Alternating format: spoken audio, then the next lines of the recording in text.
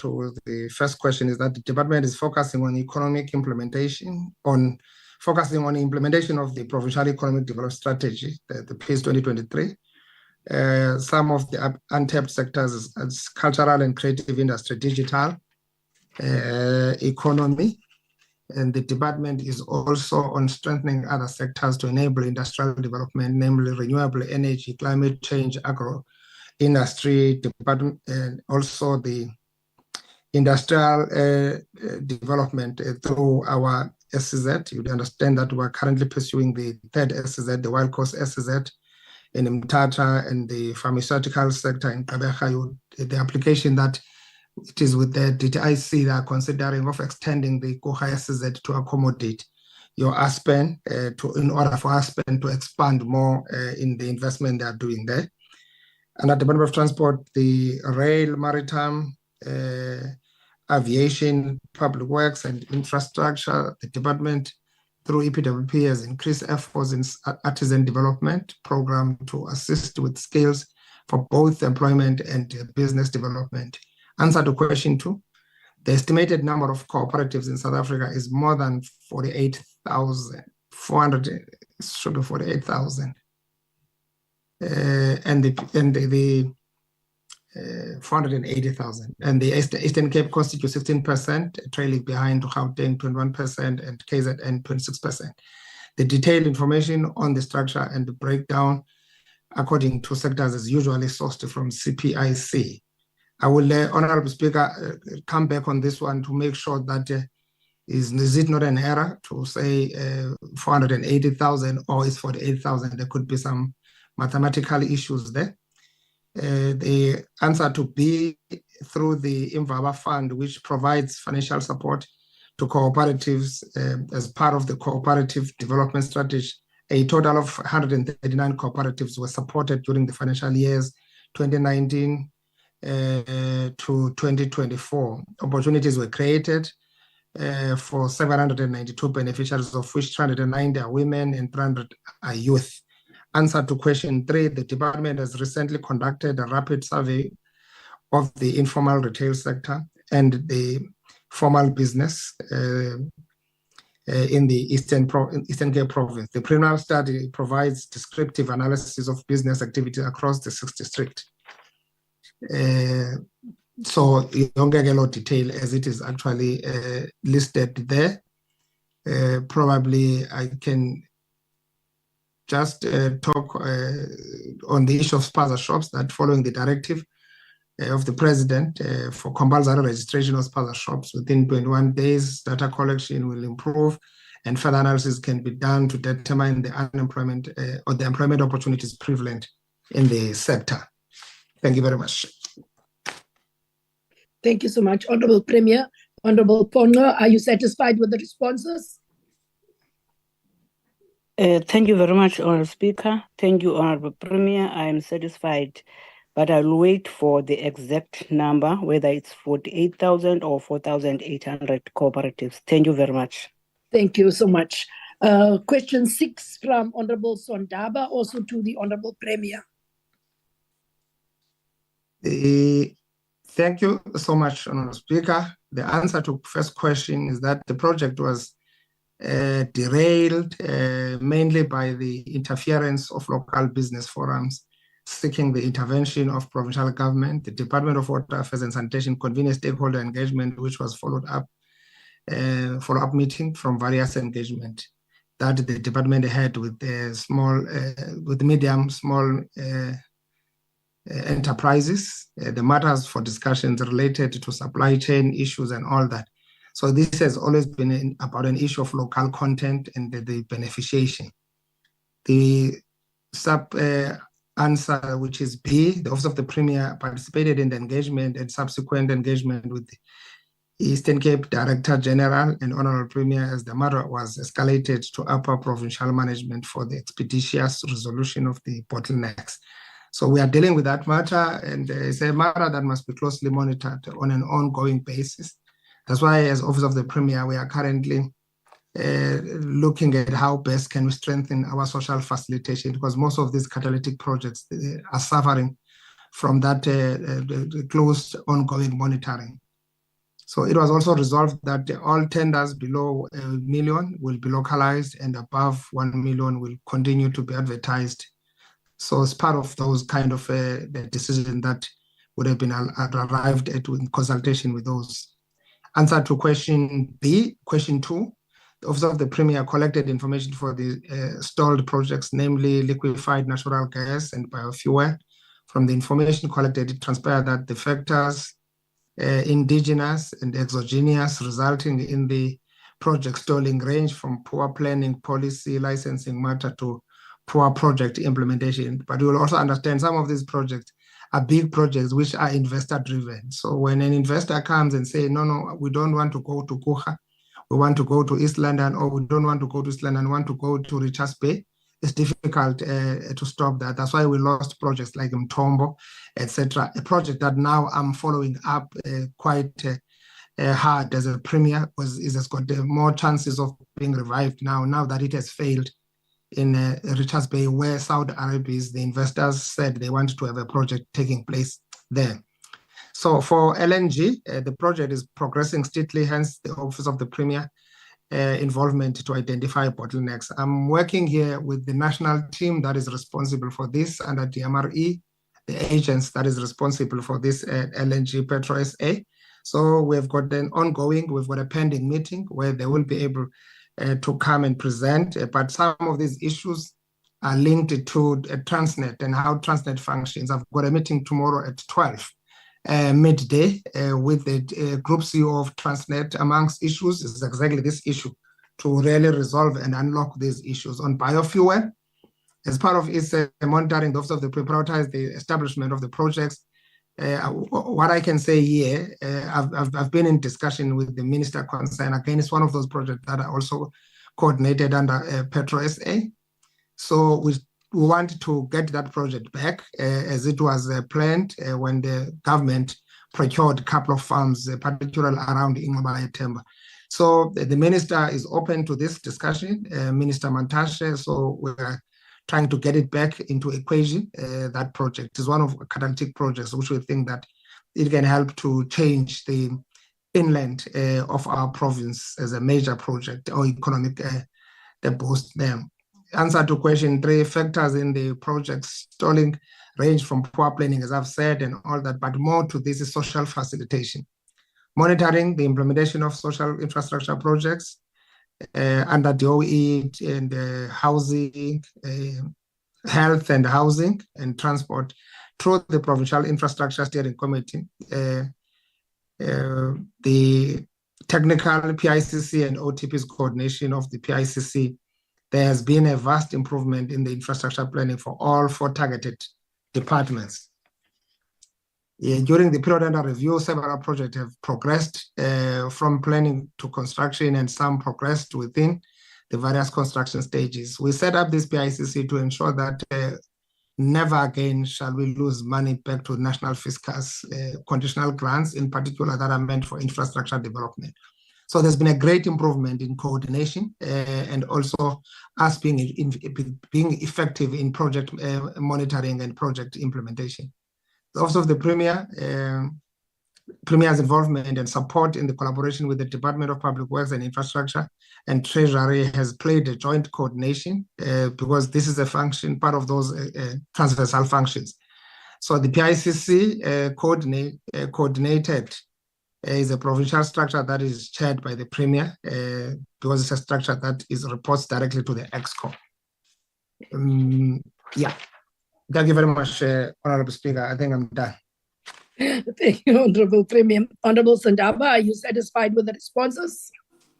More than satisfied, Honorable Speaker. Thank you. I think you can now drink something, Honorable Premier. Drink some tea or some water. Thank you so much. We will now ask question from Honorable Kasim to the MEC responsible for community safety. MEC Ngata, over to you. Greetings, Honorable Speaker. I hope that I am audible. And greetings to the Honorable Premier, Honorable members, and distinguished guests, and the public, the members of the public listening through other platforms. Thank you for the question.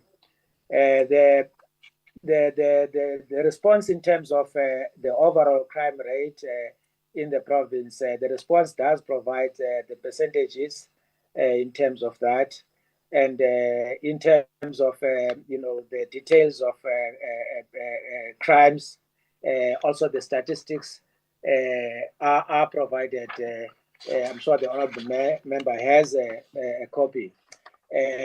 I can speak to the factors that are influencing the conviction rate. And some of these factors include failure of witnesses to attend court due to intimidation, also failure of prosecutors to have pre-trial conferences with witnesses, and also cases poorly presented by prosecutors among the factors. And also witnesses refusing to testify is also one of the factors. The other one is victims and witnesses contradicting each other in court. And the other one is cases that take too long to be finalized and witnesses lose interest. And the other one is witnesses relocating without forwarding addresses and cannot be traced are some of the factors. And in some instances, children cannot be able to testify. That's part of the response talking to the factors which are influencing. And the other one is the forensic evidence improves conviction rate, as witnesses do not have to testify in most cases, as the attorney accept the 212 statement and plead guilty. And the other one is that witness testimonies will only improve the conviction rate if they are guided and protected properly by prosecutors during trial. Without witnesses giving testimonies, there will be no conviction rate. That's the question, Honorable Speaker. The response. Thank you so much, Honorable MEC Ngata. Honorable Kasim, are you satisfied with the responses?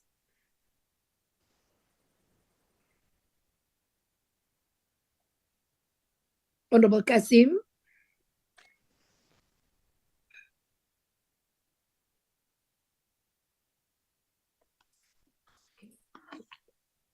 Can we then go to question 8 also? Honourable Speaker? Yes, I'm waiting for you, Honorable Kasim. I'm asking, are you satisfied with the responses? I'm saying I've got a follow-up question, Honourable Speaker. Can I proceed? Please ask your follow-up question then. Thank you. Thank you very much. Through you, Honourable Speaker, to the MEC. MEC, with respect to the conviction rates, as I understand it, this is calculated based on the dockets that go to court for trial. Even though our conviction rates in the province are less than the national average, do you have any insight, Honourable MEC, into the dockets that don't go to court for trial?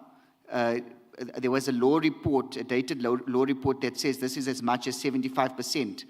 Do we know how many of the dockets do not go to trial and therefore are not included in the conviction rate that you have provided to us in the response? Thank you. Honorable Ngata, MEC Ngata. Yeah, thank you, Honorable Speaker and Honorable Kasim. I think you have also provided the response on that one, because they are not counted because they did not go those dockets to court. And dockets that do not go to court, it means that they are not trial ready. And therefore, there's further investigation and other things that have been done. As to relate to the number of those dockets that are not trial ready, it's an information that I can forward it at a later stage by getting it from the TPP. Thank you. Thank you so much, Honorable MEC. Question 8 also to the Honorable MEC responsible for community safety from Honorable Kasim, MEC Ngata. Thank you, Honorable Speaker and honorable members. Annually, sub-senior management and other levels, as outlined by the Department of Public Service and Administration, disclose their financial interest. And SAPS analyzes financial disclosures of senior managers and middle managers and other designated categories, such as the finance and supply chain management environment. This is done to determine red flags on employees living beyond their means and unexplained wealth. And anomalies are detected by these analyses, are transferred by means of a lifestyle review report to an investigator or anti-corruption official to conduct a lifestyle investigation. And the SAP's internal audit component contribute to detection measures as it continues to raise red flags on financial irregularities and potential fraud and corruption. And the forensic audit investigate all internal allegations of fraud and corruption. And that's part of the response on that matter. And then the conducting of lifestyle audit on sub-senior managers is a priority and a requirement as per the relevant Department of Public Service Administration directives. And lifestyle review is conducted on subs, senior managers through analysis of the submitted financial disclosures. The additional part, I'm sorry for the background noise, Honorable Speaker. The lifestyle reviews are conducted annually on a continuous basis, subsequent to the closure of financial disclosures. And anomalies and red flags are identified during lifestyle reviews in the submitted financial disclosures, and triggers a lifestyle investigation, then the lifestyle audit. Lifestyle audits are reactively conducted as reported by the whistleblower and the SAPS employee and management. And continuously proactive lifestyle reviews are continuous, mostly conducted after disclosure of financial disclosures. I think that part is a repetition. And the SAPS has a number of proactive measures that aims to prevent unethical behavior and improve the integrity of employees. And part of their proactive measures is a dedicated section of integrity management, which conducts ethics awareness and advocacy sessions to SAPS employees in an effort to mitigate SAPS ethics, fraud, and corruption risk, to reduce both likelihood and consequences of incidents of unethical behavior and possible corruption. The response goes further there. That's the response, Honorable Speaker. Thank you. Thank you so much, Honorable MEC. Honorable Kasim, are you satisfied with the response to question 8? I am satisfied. Thank you, Honorable Speaker. Thank you, Honorable Kasim. We now move to question 9, asked from Honorable Geller to the MEC responsible for community safety. Over to you, MEC Ngata. May you please, Honorable MEC, ensure that where you are, there are no background noises. You still have 3 questions to respond to, so we can become quite disruptive. Over to you, Honorable MEC. Thank you, Honorable Speaker. My sincere apologies, Honorable Speaker. The response is yes. Operations are conducted as well as waylays, that is disruptive operations. That is also a stop and search and awareness campaigns on preventing stock theft. And the bilateral meetings are conducted in order the network with neighboring countries. And also inspections are conducted at butchers, street vendors, Shisanyama auctions, pension pay bonds to trace stolen livestock. And all livestock speculators in the area are profiled. And also the second part of the response is that there has not been any formal report in relation to the above. And due to the violent nature of this incident, the MEC is supporting the provincial commissioner in having these kinds of cases categorized as stock robberies instead of stock theft in the crime administration system. And the department continues to conduct awareness campaigns and has partnered with Dr. Da to intensify stock branding. And stock theft units are being resourced with additional investigators, and specialized units have been deployed in OR Tambo area. And the second part of the response is that the department held a cross-border crime summit in Matatiela in 2023, and among the areas of focus was the stock theft issue, which involved South Africa and Lesotho. And amongst the key resolutions was the revival of the cross-border meetings between the two countries. And these are happening on the quarterly basis and include local municipalities along the borderline. And peace committees and civil society organizations, Gijima, There's been some recent successes whereby people crossing illegally into SA farms were arrested. And additionally, there are monthly operations involving SAPS and traffic officers and the Department of Home Affairs and the Border Management Authority and Lesotho officials. That's the response, Honorable Chair, Honorable Member. Honorable Speaker. Thank you, Honorable MEC. Honorable Geller, are you satisfied with the responses?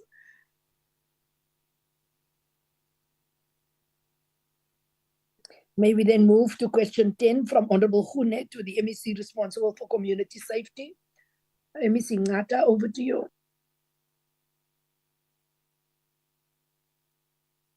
Thank you, Honorable Speaker and Honorable Member.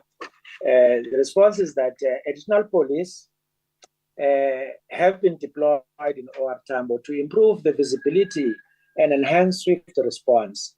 And the aim is to bring normality to these areas and working with other stakeholders within the JCPS cluster.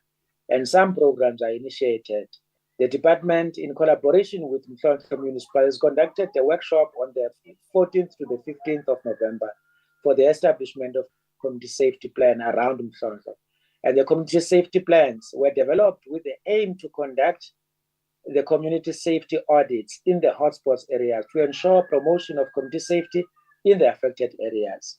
The Tina Falls Police Station is conducting patrols and operations around Godini area to ensure peace and stability.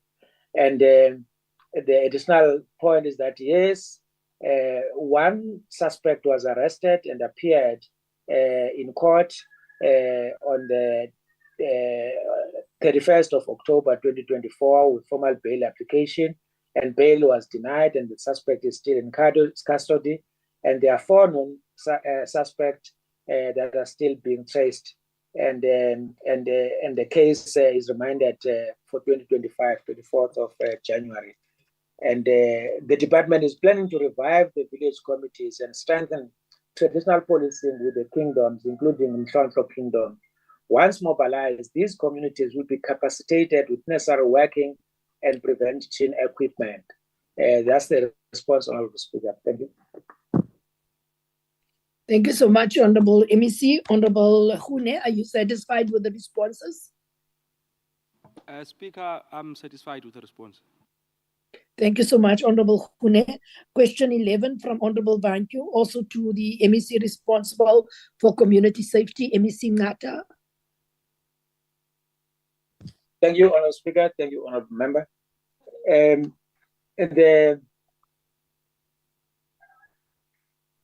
The provincial safety steering committee is comprised of the following: the provincial safety steering committee, the JCPS technical committee, the JCPS sub cabinet committee.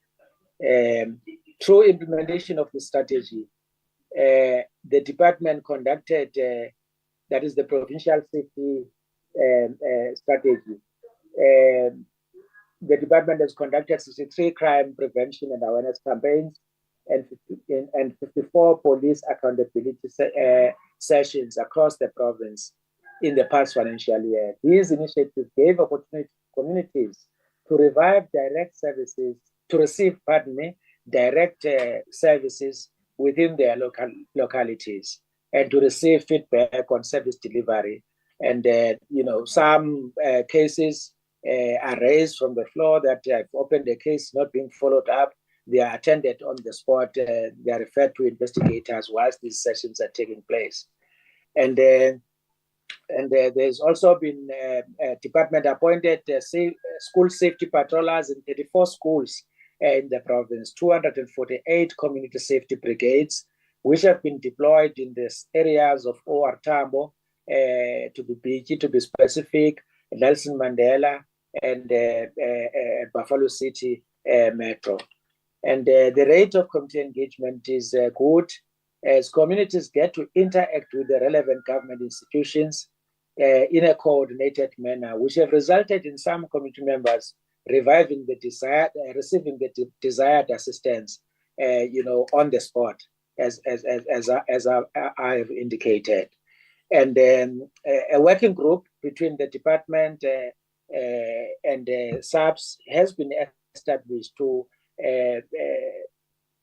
as a vehicle to monitor the implementation of departmental responses.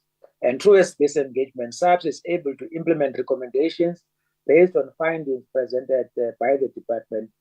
Some examples include the PC's intervention on recurring recommendations that are in the capacity of the station commanders, where various provincial orders were issued, and upgrade of Lusigi FCS, and from captain that is stationed to a full kennel, station, and the deployment of more resources at the police station. And also a work study has been completed on PG in order to upgrade it as well to a full kennel station. And the re-enrollment of GPV cases based on the findings of the court watching briefs, and also following oversight visit to the department where deficiencies in the management of station commanders are identified, and more specifically in areas of record keeping and administration, and some improvement can be noticed in these areas. And the department also plays a role of educating the people on how to do this properly in line with their own policies. And the further part of the response is that the main reason is that improved performance is linked to positive attitude and willingness to implement recommendations made. And despite limited resources, police stations with good management are able to take in recommendations made and implement them. However, some are unable. Additionally, some of the challenges are beyond the scope and control of either station or the province. They require intervention from the national level, which then we don't have total control. And these include allocation of resources, human and material, infrastructure in the domain of public works, and training. And based on this, some police stations do not show any improvement, irrespective of the number of oversight visits conducted and recommendations made. Thank you, Honorable Speaker. Thank you, Honorable MEC. Honorable Vanku, are you satisfied with the responses? Yes, I'm satisfied, Honorable Speaker. Thank you. Thank you so much, Honorable Member. Question 12 from Honorable Chocho to the MEC responsible for cooperative governance and traditional affairs, MEC Williams.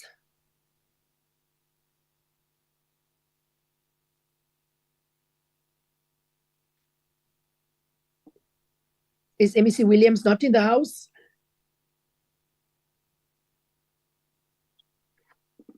Let's skip question 12, question 13, question 14, question 15, question 16, question 17, question 18. Let's go to question 19 then. The question from Honorable Kruger. Unless it can be established that MEC Williams is in the house or on the platform, the virtual platform.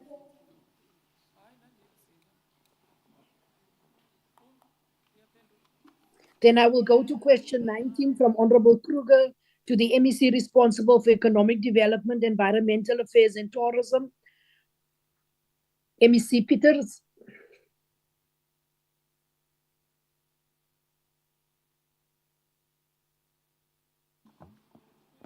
Good afternoon, Honorable Speaker, Honorable Premier, Honorable MECs, and all the members of this august House. Question raised by Honorable Kruger. On question 1, the crime statistics is the mandate of the South African Police Services. So MEC for Safety is responsible for publishing crime statistics in the province. And number 2, we have 150 monitors. Number 3, the plan incorporates tourism awareness campaigns, targeting tourists, and also community tourism awareness campaigns, focusing on raising awareness of the importance of tourists to communities and how they could be involved within the sector. And also facilitation of tourism safety communication platforms, such as the Provincial Tourism Safety Forum, WhatsApp group for effective and efficient communication, deployment of tourism monitors, deployment of safety flyers and information brochures, True subs and justice, crime prevention and security cluster, safety brigades have been deployed to major shopping malls in the 2 metros, beaches and tourist attraction. And the last question, there is question 4. The potential revenue generation that we have lost, that is not yet known, as there are many factors that impact on revenue generation. Thank you, Honorable Speaker.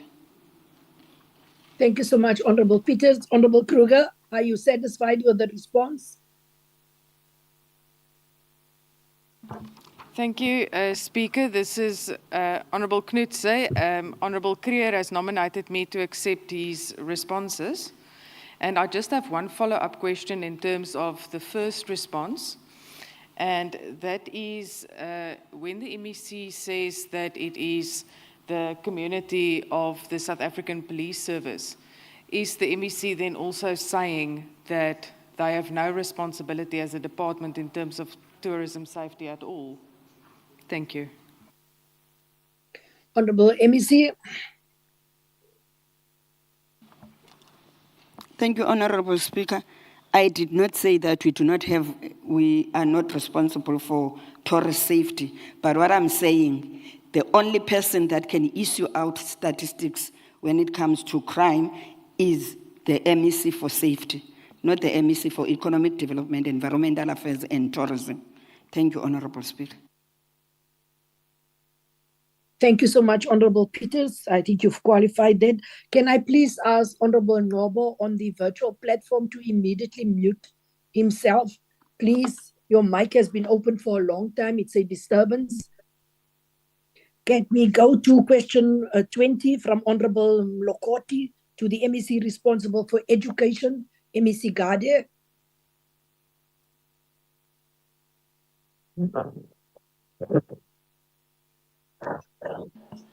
Yes, Honorable Speaker. Honorable Speaker, good afternoon to you. Good afternoon to the Honorable Premier, executive members, and honorable members of the House and the public at the gallery. Honorable Speaker, we have provided the information. It's quite loaded questions.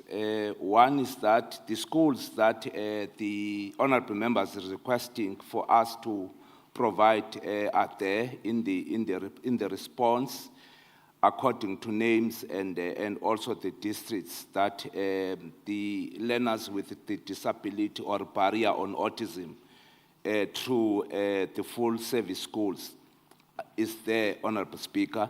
I'm just trying to summarize up the response.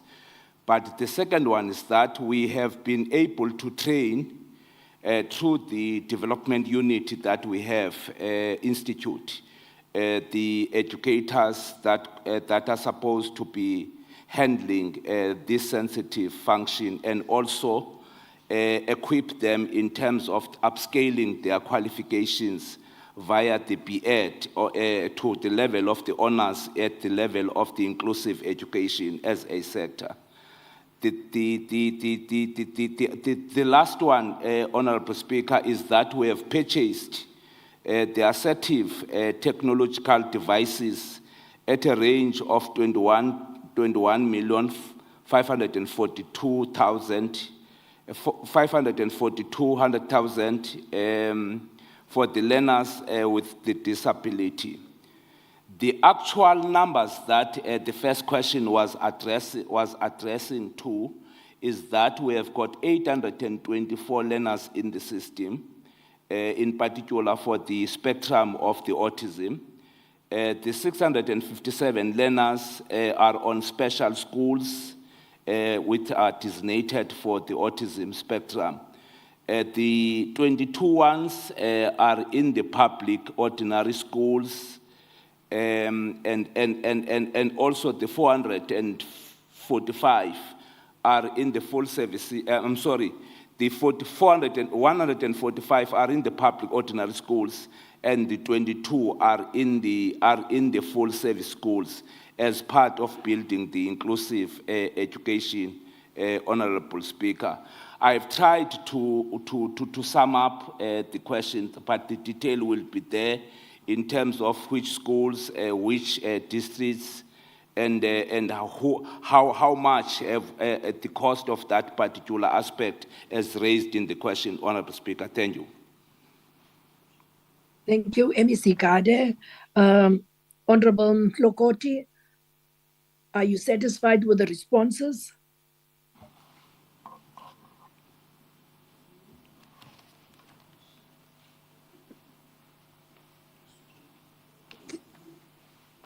Is there an alternate from there was an alternate from the PFF?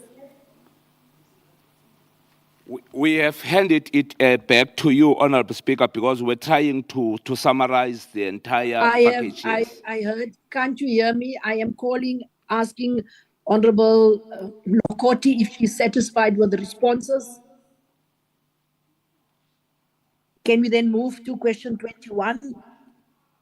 From Honorable Hendricks to the MEC responsible for education. Over to you, MEC Kade. Yes, thank you, Honorable Speaker. Once more, good afternoon to you. This one again, Honorable Speaker, is quite a loaded one from the infrastructure development plans. The question relates to the backlogs of about 82 billion rands. And the department's response is that we have been able to secure the budget infrastructure facility, which is the BFI, as part of ensuring that we are able to deal with the current backlogs that we have. But also, if you look in terms of the rationalization, alignment, and measure of schools, that backlog is as bit as an inaccurate one because, for example, if you have got a measure of school that is taking 6 small unviable schools into one school, then it can remain at that 80. Just to cite an example for you in terms of the detail, Honorable Speaker, in October we're handing over one school in Qumbu with a capacity of taking 6 schools in those villages. So in essence, those small unviable schools that are 60 then gets out of that backlog. Last month, we're handing over a school in Tsomo, which has got a capacity of taking 7 schools out of that backlog as well. So I'm saying it's a matter that we're streamlining and also looking in terms of the finances that we can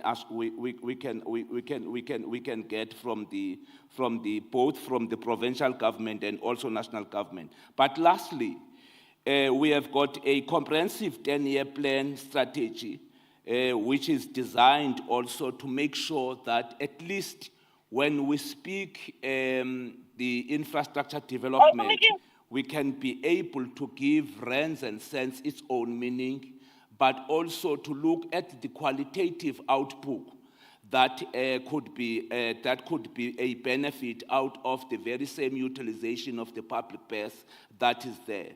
So it's not just a question of building schools only, but how do you make sure that when you intervene at the level of the public purse, there is a sense of getting the quality of education that the people of the country and the people of the province are expecting from you.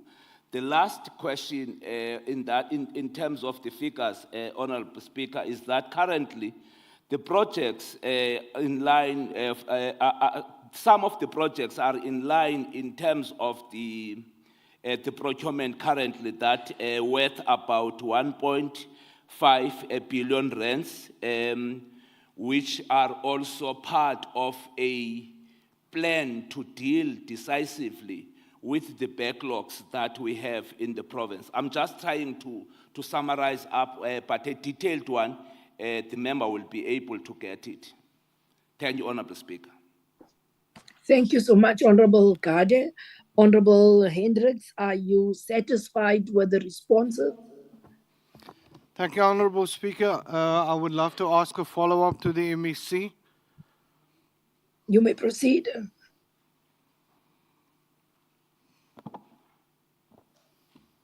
Can I start, Speaker? Oh, You may can proceed, I start? Honorable Hendrik.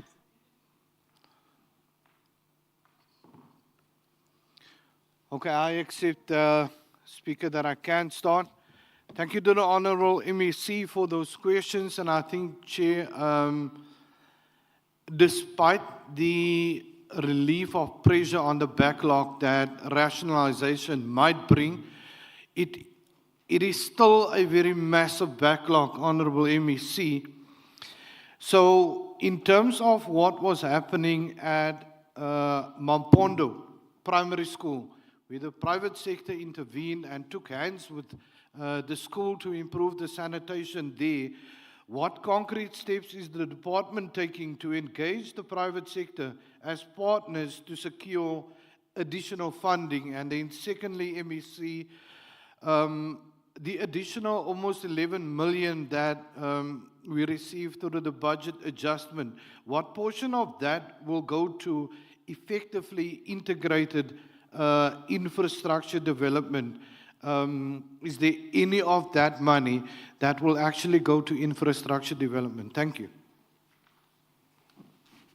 MEC.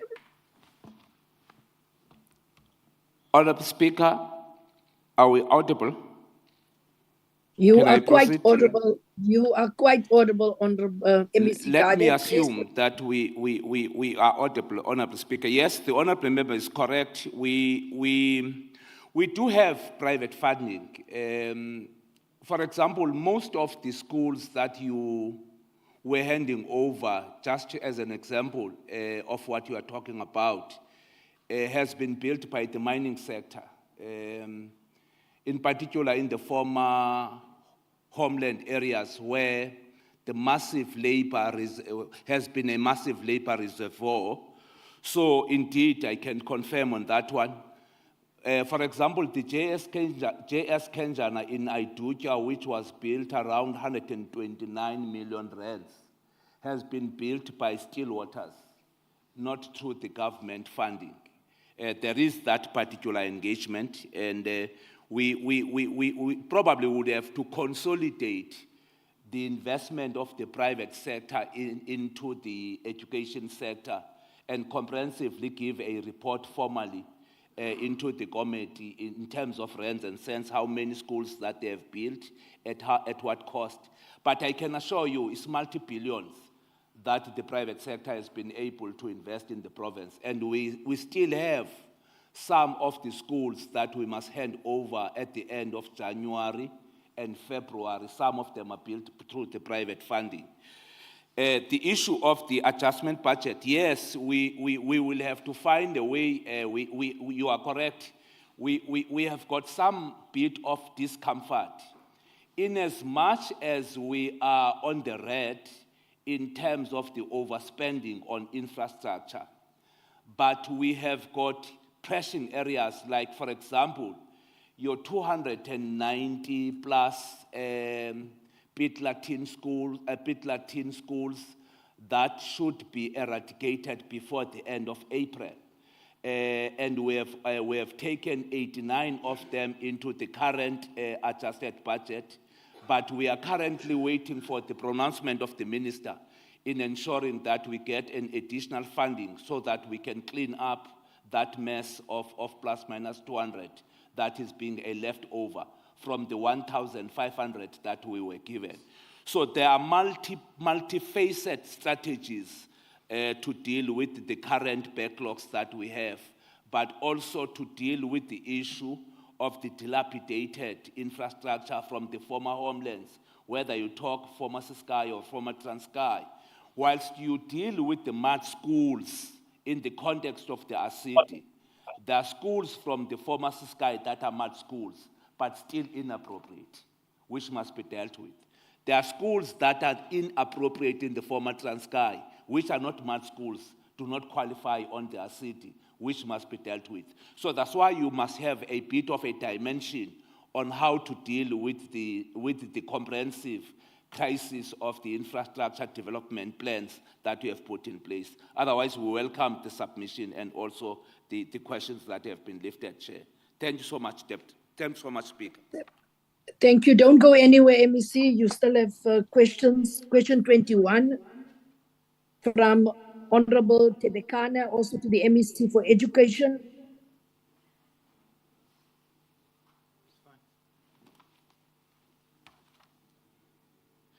Yes, thank you, Honorable Speaker. The question relates to strengthening the projects in the context of the consultants that are in that space. For example, your BTKM and your MAS in terms of the consultants. Yes, we have been able to secure a resounding victory in terms of the performance of the unit. And of course, with a price to pay, because remember, when you talk financial consultants at that level, it comes with a price to pay.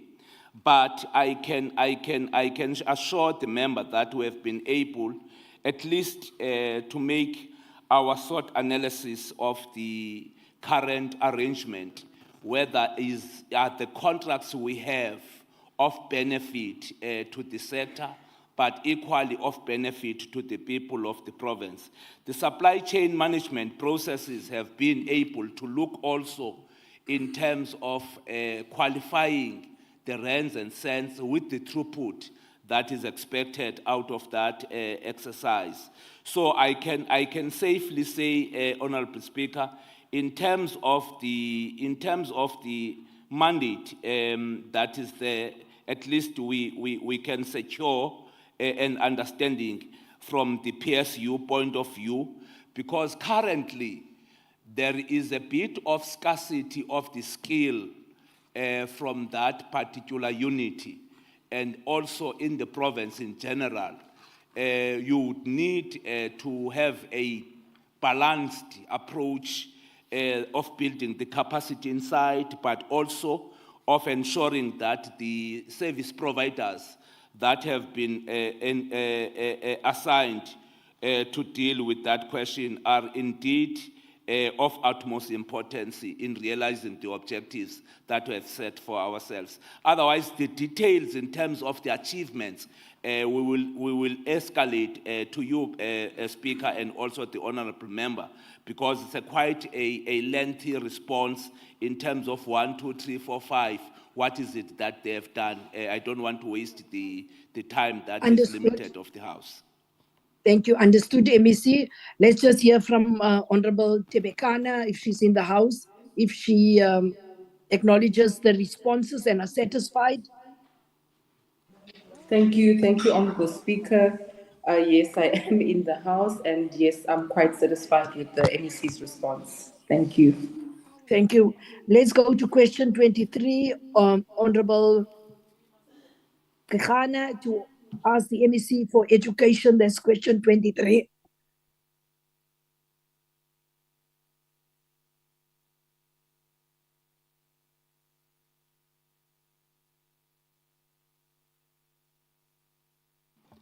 Honorable Speaker, once more,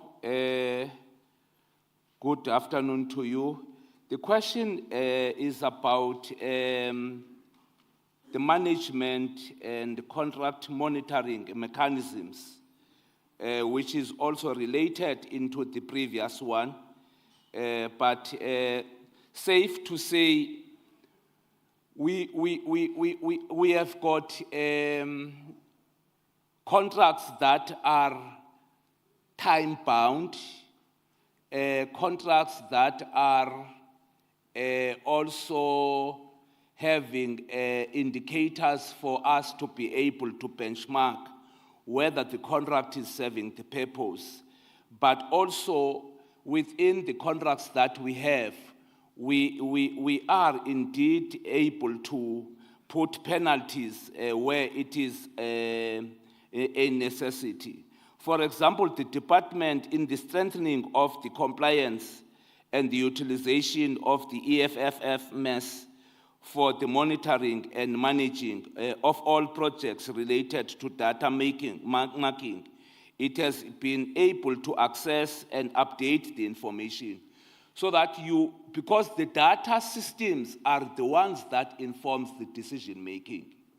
So you can't then have a terrible, discredited data information system, because your decisions are informed by scientifically whether there is any credibility of the EMS and also of the data that you are currently engaged on. So that's why I'm saying from the level of the department, we have been able to finalize the reviews and service delivery agreements with all the implementing agencies to ensure that at least when we have information that needed for compliance purposes and also information for us to take proper decisions and escalate the operations of the sector, in particular of the unity, we are able to do that without any fail, Honorable Speaker. But lastly, on the material irregularities relating to infrastructure raised by AG from 2021 relating to infrastructure, the department has been able to resolve 6 out of 7 of those findings of the AG, which is an indication of a system that is getting matured, but also a system that is capable of pointing to either the wrongdoings that must be dealt with immediate effect, but also a system that is capable of giving direction so that we can be able to change the outlook of what is currently underway, Honorable Speaker. Thank you so much. I will make sure that the detailed part of it reach the honorable member. Thank you so much. They have all the responses, Honorable MEC. Honorable Kekane, are you satisfied with the responses? Thank you, Honorable Speaker. I am satisfied. I thank you, Honorable.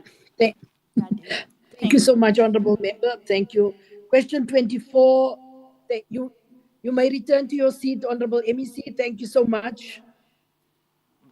Question 24 from Honorable Dr. Fig to the MEC responsible for finance, MEC Mboko. Thank you very much. Thank you very much, Honorable Speaker. With regards to question 24, I have provided 2 tables, Table 1 and Table 2, that indicate the audit outcomes for infrastructure that present and the financial years per cluster and per nature of investment, respectively. That's the 2 tables. Table 1 indicates the majority of infrastructure spending on an annual basis has been on infrastructure with the economic sector departments, mainly with the Department of Transport, Human Settlements, and the allocations to the Departments of Economic Development, Environmental Affairs, and Tourism. And Table 2 indicates the proportionality. Provincial infrastructure spending is focused mainly on investment into the maintenance, upgrading, and rehabilitation of existing infrastructure assets. So I've provided both tables, Honorable Speaker. I don't have to go through them. Thank you very much, Honorable Speaker. Thank you so much, MEC Mboko. Honorable Dr. Fig, are you satisfied with the responses? Honorable Speaker, thank you very much to the MEC for detailed response. I do have a follow-up question, however. With the infrastructure spending heavily focused on maintenance and upgrades, how does the MEC plan to balance this with the urgent need for new infrastructure development to address gaps in underdeveloped areas of the province? Honorable MEC. Thank you very much, Honorable Speaker. You would realize that for some time, spending was mostly on new infrastructure until we raised a concern, because you cannot continue to build a new infrastructure without maintaining the old one. So we then requested departments to budget a significant amount to deal with the maintenance. So as we get funds towards that, we have to have a split that is going to accommodate maintenance. Even the new infrastructure in no time is going to need some maintenance. So each departments are then requested to have a split that would, in every financial year, allocate for maintenance, but not neglecting the fact that we have to put up new infrastructure. It's a difficult balancing act, but it's something that is doable as we are trying with the departments. Thank you, Honourable Speaker. Thank you, Honourable MEC. Question 25 is also from the Honourable Dr. Fig to the MEC for Finance. MEC Mvoko. Thank you very much, Honourable Speaker.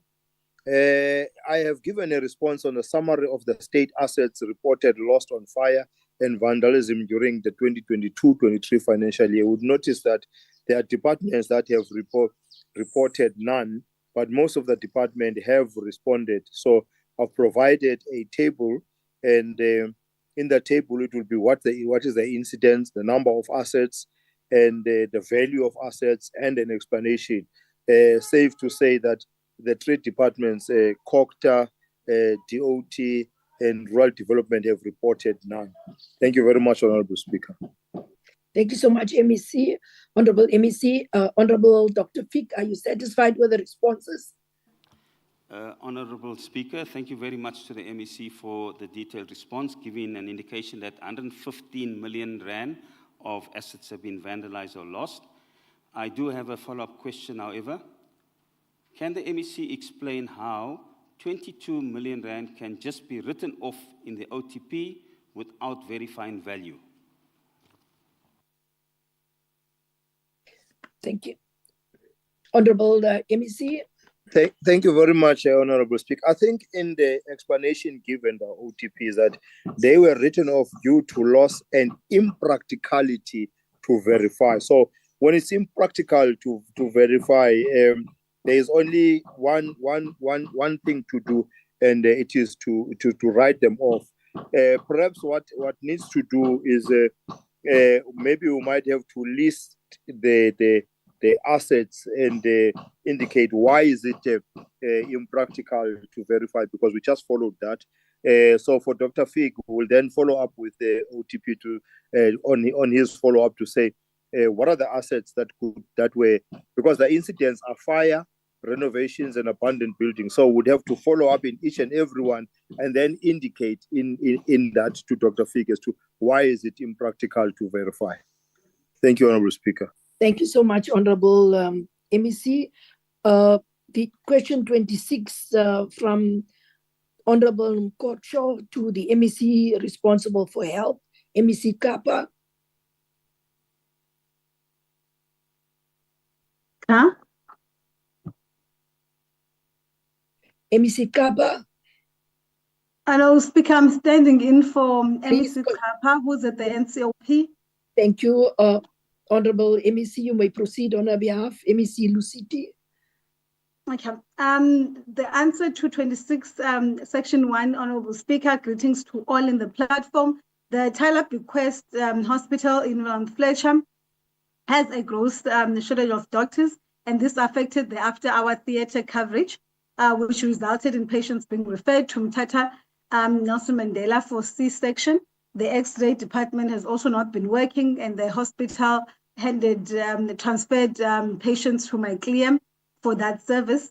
And although the hospital does not have the appointed CEO, there is a clinical manager who's acting CEO at the hospital. Section 2, the department has appointed 3 sessional doctors in October 2024 to cover the 24-hour theatre, and the hospital is now able to perform the C-section, and only patients requiring specialist services that are referred to the Nelson Mandela Academic Hospital. And also the department has received a new X-ray machine in July, and patients are no longer being transferred to my CLIA for that service. So there is improvement in the services of that hospital. Thank you, Honourable Speaker. Thank you so much, Honourable Mani Luciti. Honourable Mkocho, are you satisfied with the responses? Good afternoon, Honourable Speaker. I'm happy with the response. Thank you. Thank you so much, Honourable Member. Question 27 from Honourable Cowley to the MEC for Health, MEC Mani Luciti. 21, question 1, based on the No, grounded it's fleet. 27. Oh, 27, yes, thank you, Speaker. Based on the grounded fleet report tool, minor repairs turnaround time averages in 10 days. However, currently mobiles are not affected much by repairs and maintenance because the department has recently sourced a new 137 mobile clinics through the GFMS as full maintenance list, replacing over 100 of old mobiles. Section 2, major repairs are around 30 days and repairs averaging 80 days due to the cumbersome repairs authorization process by RT46 service providers. The engine repairs on Section 3, the engine repairs are around 56 days based on the weekly grounded report, and this is mainly due to parts being sourced overseas, and some merchants have long turnaround time to fix the vehicles. Further, the department does not have contractual relationships with any of the merchants, making it impossible to invoke penalties in the event of non-performance, and this is a matter the department has been raising consistently with GFMS. Section 4, departmental fleet management services are under the ambit of GFMS. The Section 5, the engine repairs are around 56 days based on the weekly grounded fleet report. Further, the department does not have contractual relationship again with any of the mentioned. Then Section 5, the department is obliged to source fleet services through GFMS by means of service level agreement and cannot partner with the private sector except for donation and partnerships. Fleet services are managed through the RT46 and RT57 respectively, which are transversal contracts arranged by National Treasury. RT46 services are provided through GFMS, and in the 10 user department access those services. The department has, however, engaged RT46 service providers to raise concerns of long turnaround times to repair vehicles. Also, the department has also written to a request to RT46 service providers to have access to reports that will provide an accurate status of each and every vehicle that is being repaired, so bottlenecks can be picked up and be resolved early. Thank you very much, Honorable Speaker. Thank you so much, Honorable MEC.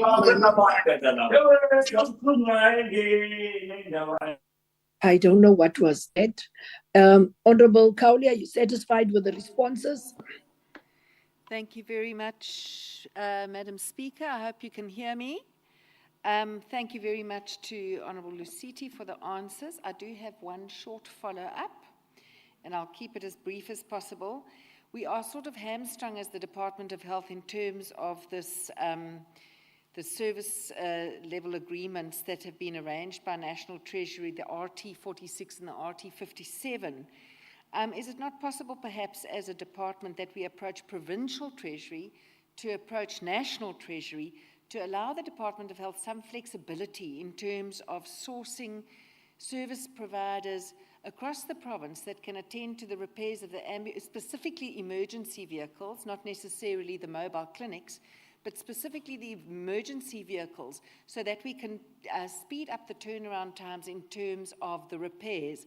I say this because at the moment we are very compromised by a minimal emergency service at the moment. You know, we have a critical shortage of vehicles and a critical shortage of staff. However, if we were allowed that leeway in terms of a bit more flexibility in finding other service providers that could assist and decentralized service providers so that they could assist from other corners of the province in terms of the repairs of the emergency vehicles, which would certainly enhance our effective, the efficacy of our emergency service provision. Thank you, Honourable Speaker. Thank you so much, Honourable Cowley. Honourable Mani Lusiti. Very much, Honourable Speaker. I think, yes, it is possible for the department to engage Treasury and all other relevant departments in trying to find a solution to the challenge, and we will then forward this as well to the Honourable MEC and the MEC of Finance, who is here in trying to find a solution, but the department is engaged with other departments in trying to resolve the matter. Thank you, Honourable Speaker.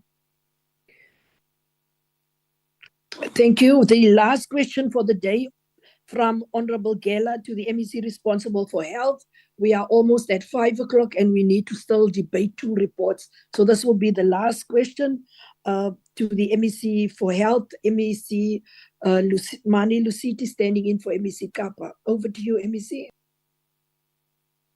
Thank you, Honorable Speaker. Honorable Speaker, the LiDOX was installed at the New Brighton facility and has been used daily since mid-October 2024. And this training took place mid and end of October 2024 for forensic medical practitioners and forensic pathologists in the region. The machine is vital for demonstrating the location of the projectile in the bodies, which make retrieval of the projectiles for ballistic examination much more time efficient with decreased dissection time.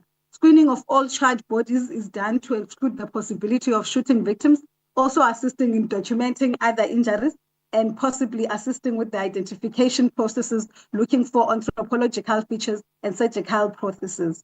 Decomposed bodies are also routinely screened by LODOT to examine anthropological features that can assist in identification, but also look for possible projectile fractures and to look for surgical prosthesis. For that can also help in the identification. The LODOX is also helpful in cases of sudden unexpected deaths in adults and infants, potentially decreasing the need to open an autopsy, the decreased individuals, thus also decreasing the potential risk of exposing staff to infectious diseases. Full body screening of children can also be helpful to document fractures and the possibility to age multiply fractures often associated with non-accidental injury syndrome. LODOX is well recognized both nationally and internationally and has become part of the routine autopsy examination in many facilities. Thank you very much, Honorable Speaker. Thank you so much, Honorable MEC Mani Luciti. Honorable Gela, are you satisfied with the responses? Good day, Honorable Speaker. Good day to you and the entire House. Indeed, I'm happy with the response, Honorable Speaker. Thank you so much. Thank you so much, Honorable Gela. Honorable members, thank you so much to the executive for responding to the questions. It's the only challenge that we had was with Honorable Williams not being available and no alternate being indicated. But that being said, I want to commend once again the Honorable MECs for having made sure that all written responses, all 48 of them, were submitted in time and handed to the respective members. So I think we are on a good footing as we are starting the 7th term in dealing with this. I have now come to realize that in the last house sitting where I was presiding, I made a recommendation that we must re-look at how we craft the IQPs so that we allow space for more members instead of having a member asking 2 questions and having 3 to 5 subsections. But seemingly we have just followed the normal process because if we are following that, we will never be able to finish any of the IQPs in any session. We have now done almost, and it's an hour and a half, and we've only gone to question 28. And we had also skipped 5 questions by Kokta. So it's, I think we must be cognizant of the fact how we are asking our questions and how we then compile the IQP for that house session. Perhaps what I should do, engaging legal, I must then frame a specific rule and then send it out to all the political parties to understand how the process will then be in the next house sitting. But thank you for that, honorable members. It is 3 minutes to 5. May I then ask the Secretariat to read the first order of the day?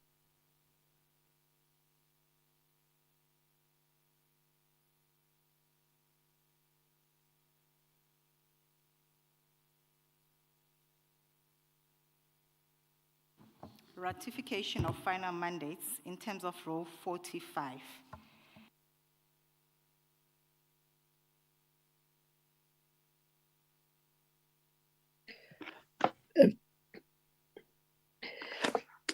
Honorable members, I thought this part is the part where the secretary reads, but let me deal with it.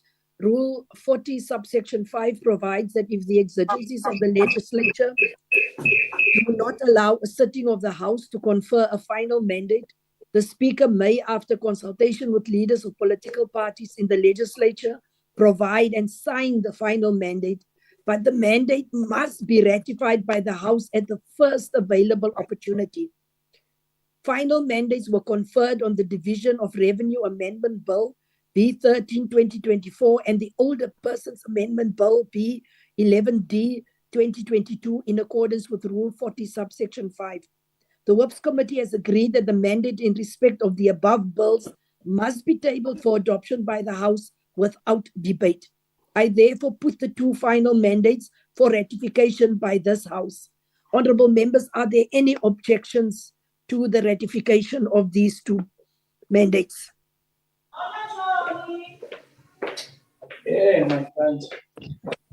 Honorable members. No objection, Honorable Speaker. Honorable members, I need more members to confirm. No objection. No objection, No Honorable. No objection.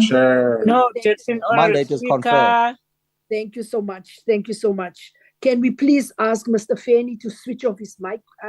Wherever he is, we cannot have his private things come onto the to this virtual platform. Can we please ask the Secretariat to read the second order of the day? Consideration of the report of the Standing Committee on Public Participation, Petitions and Education on Petitions.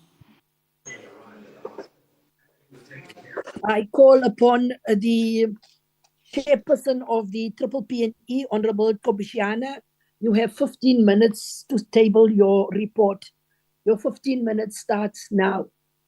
Thank you very much, Honorable Speaker. Maybe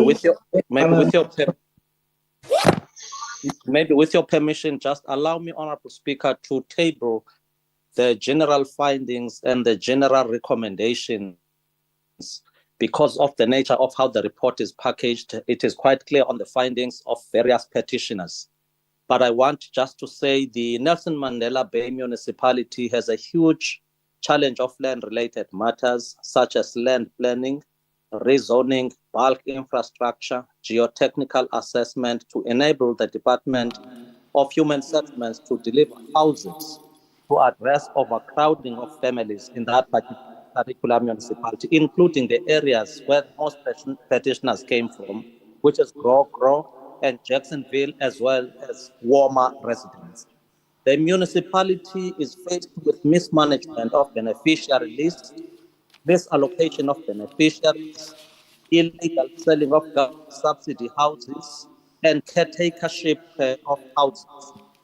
The municipality is also faced with mismanagement of beneficiary list, as I indicated, the misallocation of beneficiaries, the illegal selling of government subsidies, and there's a long outstanding issue of title deeds for residents, especially for Brogo, who have been living in the area for more than 32 years. And there is also a challenge of 10% rectification policy, which affects so many people, especially those who do not have means to attend those defects.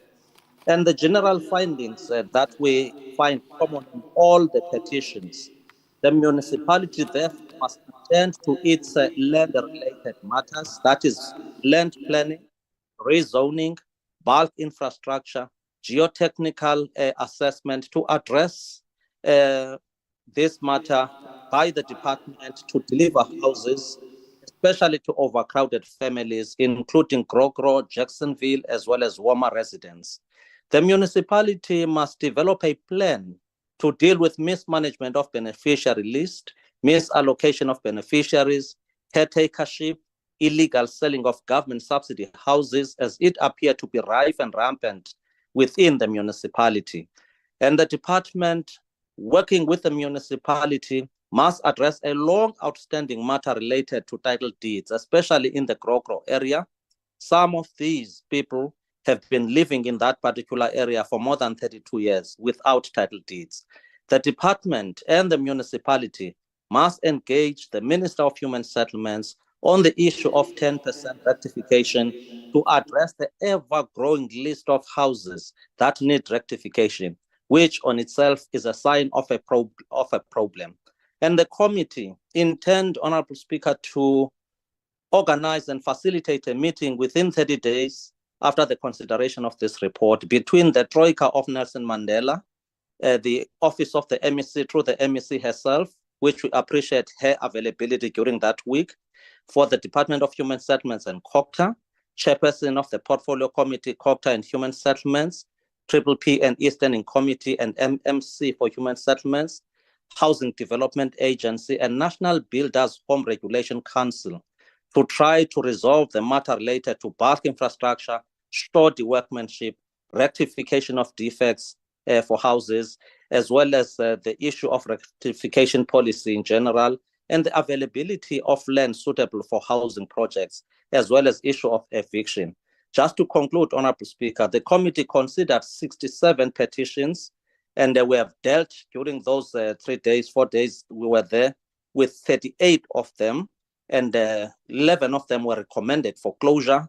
And within 3 months post the consideration of this report, we are yet to conclude the outstanding petitions that are 27, and we shall have dealt with the matter completely. In that short presentation, Honorable Speaker, I table the report on behalf of the committee. Thank you very much.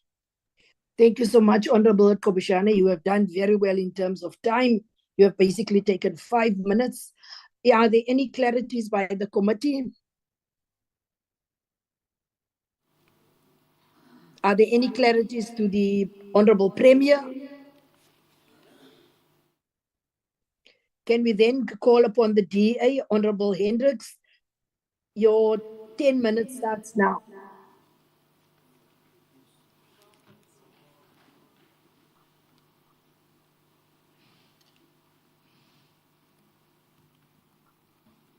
Thank you, Honourable Speaker.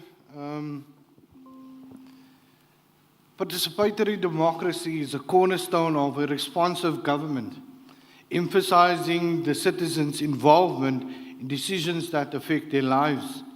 Section 152 of our Constitution enshrines this right, making public participation the essence of our democracy. Our Constitution was birthed through this participatory process, and we continually breathe life into that Constitution through our civic responsibility. For a nation to thrive, Honourable Speaker, the mechanisms through which citizens interact with their government must be functional and responsive to their concerns. The Triple P and E is a vital platform that makes participatory democracy a reality. But with that said, Honourable Speaker, let's keep it real for a second. A petition is a desperate cry for help. Nothing more, nothing less. When our clients decide to put their dissatisfaction or grievance down in writing, it's because the system has failed them. The whole value chain has failed them.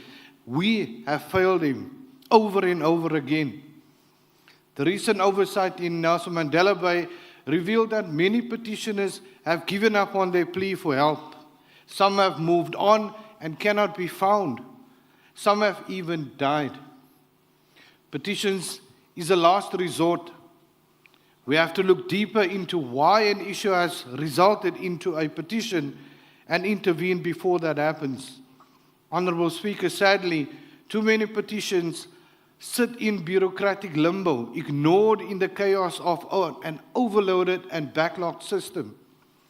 This is not just a failure of process, this is a failure of government itself. As much as I must rightly acknowledge the collaborative effort that happened in Nelson Mandela Bay and was led by a very progressive Triple P and E chairperson, Honourable Kobishane, it has resulted in the closing of many petitions. But if we analyze the volume of petitions that's still open, some of them are dating back to 2014, I would be remiss in not mentioning that some findings indicated a lack of planning foresight, where houses were actually built on existing grave sites, where some houses were built below the flood line and now have to be demolished and people have to be reallocated, where some houses have been allocated to the disabled but were found inappropriate for them to live in, Honourable Speaker, it is clear that the housing issue and the lack of service delivery on housing are systemic issues that cannot remain unresolved. It can never be acceptable that after years of requesting assistance, we have people dying without ever receiving as much as an acknowledgement of their plight. Is this the Eastern Cape that we want? Every delayed petition is a denied dream. Every unfulfilled need, every voice unheard, every problem addressed, every problem that is unaddressed. It is a mother without a home or a safe place for their children. It is a child without safe access to their schools. Each petition represents a call for justice. And we all know who said injustice anywhere is a threat to justice everywhere. But there's a struggle anthem, there's a struggle mantra that says an injury to one is an injury to all. But sadly, that struggle mantra have been replaced with, ekskuus, it's apartheid. Ekskuus, it's white people. Ekskuus, it's white monopoly capital. Ekskuus, it's an apartheid legacy. Ekskuus, ekskuus, ekskuus. The closing and the resolution of petitions are not just an administrative task. They represent the difference between a better life and continued suffering for those in need. For residents of Ward 18, led by Ms. Mpikashi, living without access to basic amenities for over 32 years, resolving in petitions could mean the provision of proper ablution facilities. For countless others, it could mean putting an end to illegal evictions and abuse of the elderly. In Warmer, it could mean children finally having safe access tarred roads that leads towards their school, instead of continuing to navigate dangerous and neglected paths. These are not abstract problems. They are real, urgent issues affecting real people whose lives are hanging in the balance. Petitions are not just paperwork. They are the last line of defense, the final plea after every other avenue has failed. While the Triple P and E committee has had its successes in resolving petitions, the question remains, why is there such a lack of urgency? The process cannot continue for years. The lines of authority must be clearer. The accountability must be stronger. Triple P and E's role should not simply be to acknowledge these issues, but to ensure that they are addressed with urgency and clarity. The provision of services must not only be a passive act, it must be an active, coordinated response to communities' real and immediate needs. This is a call for a cooperative and collaborative approach, both within and between all levels of government. The effectiveness of this approach lies in the understanding that service delivery cannot be solved in isolation. It requires a holistic, integrated, and whole-of-society approach. We can no longer afford to tolerate the inefficiencies. Each petition represents a moment that cannot be reclaimed, a chance to change lives and improve communities. Honourable Speaker, through the efforts of the Triple P and E committee, we must educate not just councillors but the communities so they understand that they have a right to demand services. They have a right to demand change. They have a right to hold government accountable. A truly participatory democracy is not one in which people file petitions and wait indefinitely. It is one in which they see swift, tangible action in response to their concerns. Honourable Speaker, the time for delay has passed. The Triple P and E must ensure that no more lives are put on hold and no more petitions are ignored. Let us act now to transform the cries for help into resolutions. And I want to conclude with what Martin Luther King said. Our lives begin to end the day we become silent about things that matter. Petitions matter. People matter. Thank you, Honourable Speaker. Thank you, Honorable Hendricks. We call upon Honorable Lokoti from the EFF. Your 7 minutes starts now.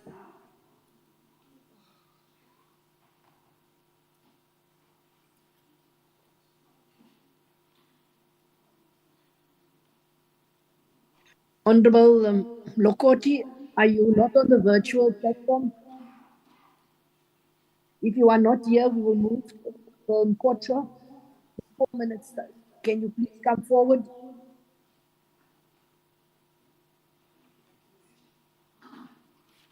From the UDM. Thank you, Honorable Speaker. Greetings to you. Greetings to the Honorable Premier, honorable members, and the gallery.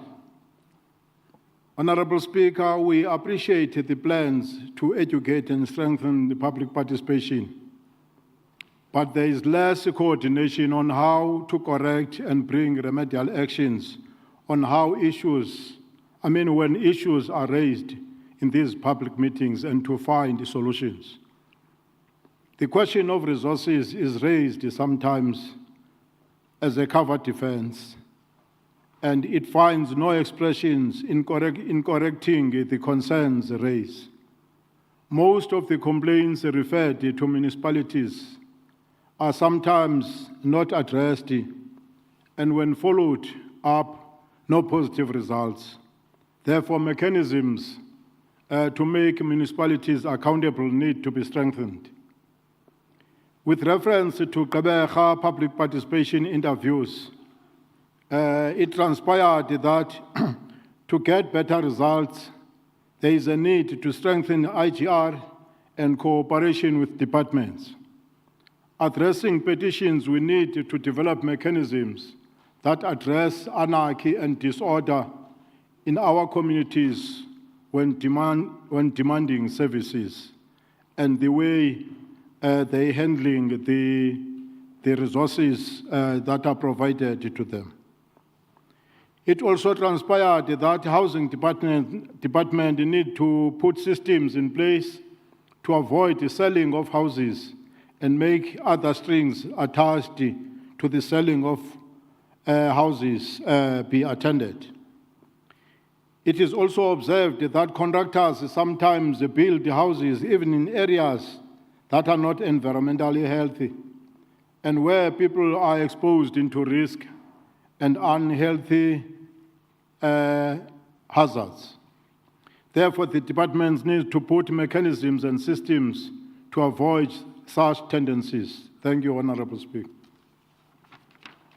Thank you, Honorable Mkojo. We now call upon Honorable Buya from the PA. Your 3 minutes starts now. Good afternoon, Honorable Speaker. Thank you very much. Good afternoon, Honorable Premier, and the honorable members and the gallery and the viewers at home. Patriotic Alliance takes note of the report of the Standing Committee on Public Participation and Petition and Education. The committee plays a vital role in promoting democracy, good governance, and accountability, inclusivity, accessibility, openness and consultation, shared decisions making, and transparency are what the tenets of public participation. Therefore, the Patriotic Alliance would like to encourage the House to do everything possible to promote this valuable process in our constituencies. Especially in the poor of the poorest, we need to be aggressively in enforcing the communities, but about the triple P and E. I say this because this report before the House is scrutinized and not many petitions come from the poor and the poorest communities. Therefore, it is important that we school our constituencies to ensure that petitions that get lodged are legitimate and thoroughly reviewed before submitting to the committee. Honorable Speaker, public participation is the process through which public concerns, needs, and values are integrated into government decision. Hence, we would like to raise our concerns about certain petitions hanging for years to come. We need to work together to remove the necessary bottlenecks when it comes to petitions coming from our respective constituencies and better in time frames in the resolving petitions. Out of 28 petitions in the report, 11 has been resolved. However, we would like to acknowledge the hard work put in by the committee in resolving some of these petitions. Honorable Speaker, as previously alluded to, the public participation process safeguards democracy and encourage accountability and responsive to the public input in the decision making. If we excuse the platform with military precision, public engagement, and result in a greater understanding of community needs and solutions, it currently problems. I salute you. Thank you. Thank you so much, Honorable Member. Honorable Ngobo from the MKP, your 3 minutes starts now. Good afternoon, Honorable Speaker, honorable members. The Triple P and E is a good effort in engaging community in service delivery. It is sad to note that for 32 years, people of Grogro lives without proper ablution system.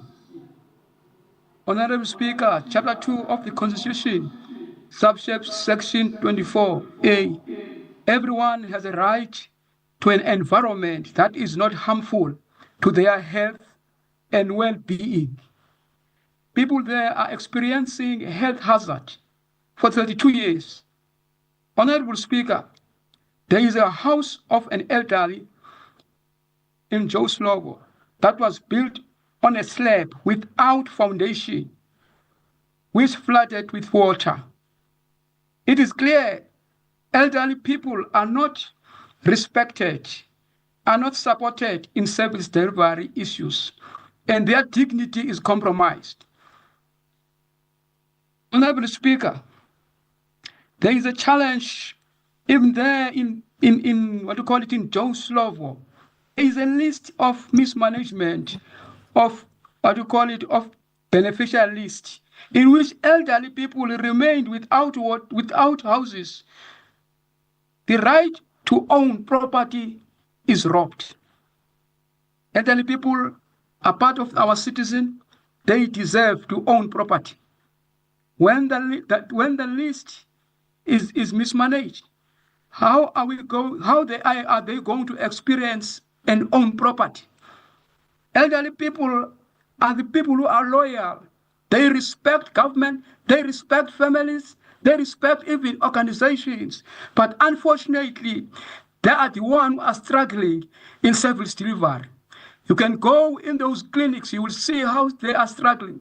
You go in those electricity queues, you can see how these people are struggling. You can go everywhere. Elderly people are not taken serious. The current government is the only government who's able to take care of the elderly people as well. Honorable Speaker, I submit that honorable elderly people be given opportunity to own property. Those without land, they must be given land. Those without houses, they must be top number one in the list. At least they die with property. Some of them, they are already dead. Honorable Speaker, this is our time as this government. Thank you, Honorable Member. Thank you so much. Thank you very much. Thank you so much, Honorable Member. We call upon the ANC, Honorable Saziwa. Your 15 minutes starts now. Thank you.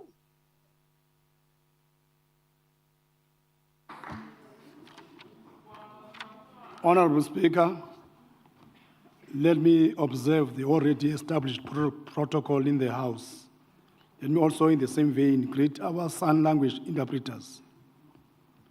It is my profound gratitude to come here and debate on behalf of the ANC, the Real People's Movement, that has stood the test of time whose main task was to unite all people across racial, ethnical, gender, sexual orientation, able-bodied, and those with disabilities, people with different social standing in the society, young and old. An organization that has weathered all storms in order to form a new nation out of different racial groups, tribal groups, different religious orientations, so that we can have what we call today the Rainbow Nation. During the scramble for Africa by European superpowers in 1914, resulting in their colonial conquest, Africa was then colonized, leading to balkanization of our continent. Hence, currently we have what is called English-speaking Africa, French-speaking Africa, Spanish-speaking Africa, Portuguese-speaking Africa, and German-speaking Africa, amongst others. The response to this was the formation of people's organizations to unite our people and defend our motherland. Hence, these organizations, among them, we have Chama Chama in Tanzania, ZAPU in Zimbabwe, MPLA in Angola, Frelimo in Mozambique, ANC in South Africa, and SWAPO in Namibia, just to name but a few. It is against the above background, Honourable Speaker, that I would like to congratulate SWAPO for returning into power in the recently held elections in Namibia, and further congratulate SWAPO for breaking away from patriarchy by nominating a president-elect, Her Excellency Netumbo Nandi Ndaitwah, as the first woman president in that democratic country. At the same time, we would like to convey a message of condolences to Honorable Konziwe and Honorable Tebekana for the loss of their loved ones, as well as to the Vagalisa family, as they have announced this morning the death of Reverend Nomonde Vagalisa. May their souls rest in peace and rise in glory, and may these words comfort these families. The ANC would like first to raise the following as in support of the report, as presented by the chairperson of the committee. There has been a minimum participation by councillors of Nelson Mandela during our participation, or during our consideration of these petitions, that we're focusing more on housing. Due to clashes, because if you still recall, members, when we arrived there, there was a 2-day council meeting that could not allow those members to be part of the meeting, in particular the ward councillors. We call upon the legislature and the municipality to improve on communication of activities to be conducted in each sphere of government in the spirit of intergovernmental relations. This is more so that these petitions were about human settlements. We further observed that departments and municipalities do not communicate well in advance with petitioners after these petitions have been brought to their attention. The only instances that this is done is when they get to know that our committee will be coming to consider these petitions. We call upon departments and municipalities to take these petitions seriously, as we do not want to be part of those who misuse taxpayers' funds due to the uncalled for behaviors. Because when we are there, the legislature uses taxpayers' money to accommodate us for everything. We have further observed that in terms of ratification policy, once a beneficiary extends an RDP house, he or she does not qualify, does not benefit from this policy, even if the extension has not tampered with the original structure of the building. Many of elderly people who use their last cents in extending their houses and only to find out they do not benefit. There's always not evidence presented by the department as whether the department does conduct inspection as to back the decision not to rectify those houses. It is my considered view that a policy is not cast in stones, that it has to be reviewed in order to cater for new challenges. I therefore call for the following. The department must review the current policy so as to cater for the above-mentioned challenge.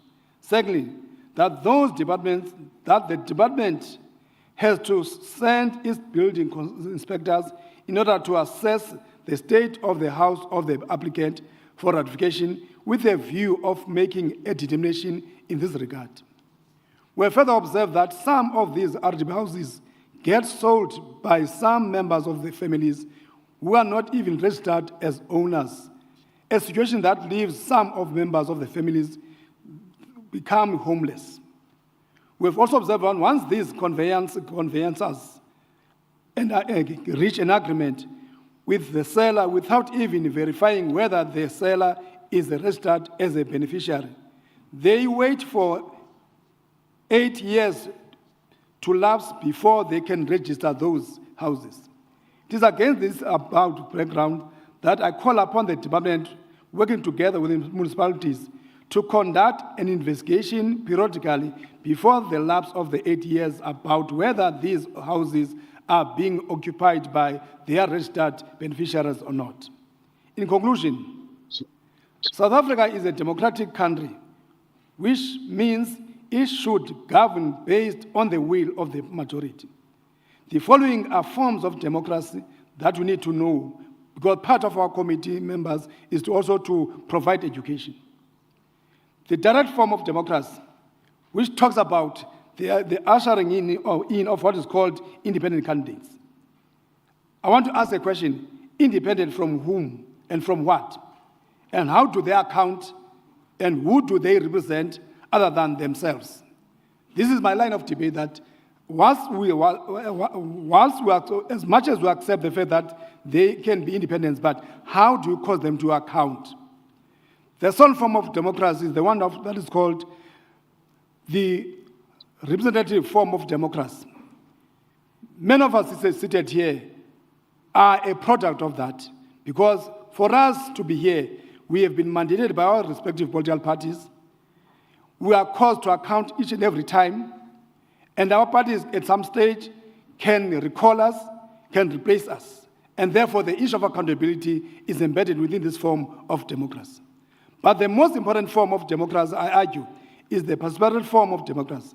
This gives effect to clause 9 of the clause 1 of the Freedom Charter of 1955 that reads as follows: people shall govern.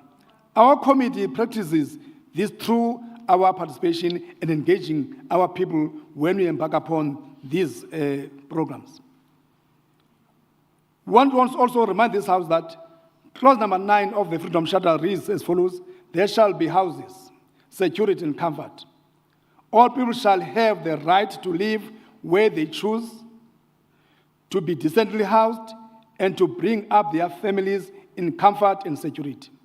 Section 26 of the Constitution has the following: everyone has the right to have access to adequate housing. The state must take reasonable legislative and other measures within its available resources to achieve the progressive realization of this right. That no one may be evicted from their home or have their home demolished without any order of the court made after considering all the relevant circumstances. No legislation may permit arbitrary evictions. We dare not fail to deliver on the important basic human right enshrined in both the Freedom Charter and the Constitution. The ANC supports the report 100%. I thank you. Thank you so much, Honorable Saziwa. For that, you've also spared us a few minutes. We now call upon MEC Luciti. Your time starts now. Your 15 minutes starts now. Thank you, Honorable Speaker. Greetings to yourself again, the Presidium, the Honorable Premier, the members of the Executive Council, the MPLs, a representative of the House of Traditional Leaders, DGs and HODs, and all available in the platform and at the legislature. I want, on behalf of the Premier, on behalf of the Department of Human Settlement, again extend our gratitude for the report of the Portfolio Committee on Public Participation and Education. We fully, Honorable Speaker, outright embrace the findings of the report and all its recommendations, and we are committed to taking meaningful action on all the issues that have been raised here, because we view the Portfolio Committee's work with the utmost seriousness, and we are determined to address the matters that have been highlighted in the report. The committee has engaged with several of the petitions that the department is already working on resolving. As an example, Honourable Speaker, the petition by Mr. L. Smith concerning the 18 units that could not be rectified in the project of Battlestop 1071 and our Human Housing Development Agency. We are pleased to inform the House that the department has finalized the appointment of the professional services providers who are now actively verifying the existing services and assessing the types of foundations in that area. These PSPs are allocated sites to the 3 appointed contractors, and we're expecting that to be concluded by the 18th of this month. The NHBRC is in the enrollment process which will be completed by February 2025, and we are expecting the commencement of construction by March. Now, this timeline reflects our commitment to resolving these long-standing issues and ensuring that the affected residents receive the housing they deserve. Honourable Speaker, I want to also use the petition by Mr. Ntlaki as an example, who was representing the Gareja community through Sancom. This matter was reported to the Portfolio Committee on Public Participations, Petitions and Education, with allegations of illegal evictions and the illicit sale of the RDP houses by family members.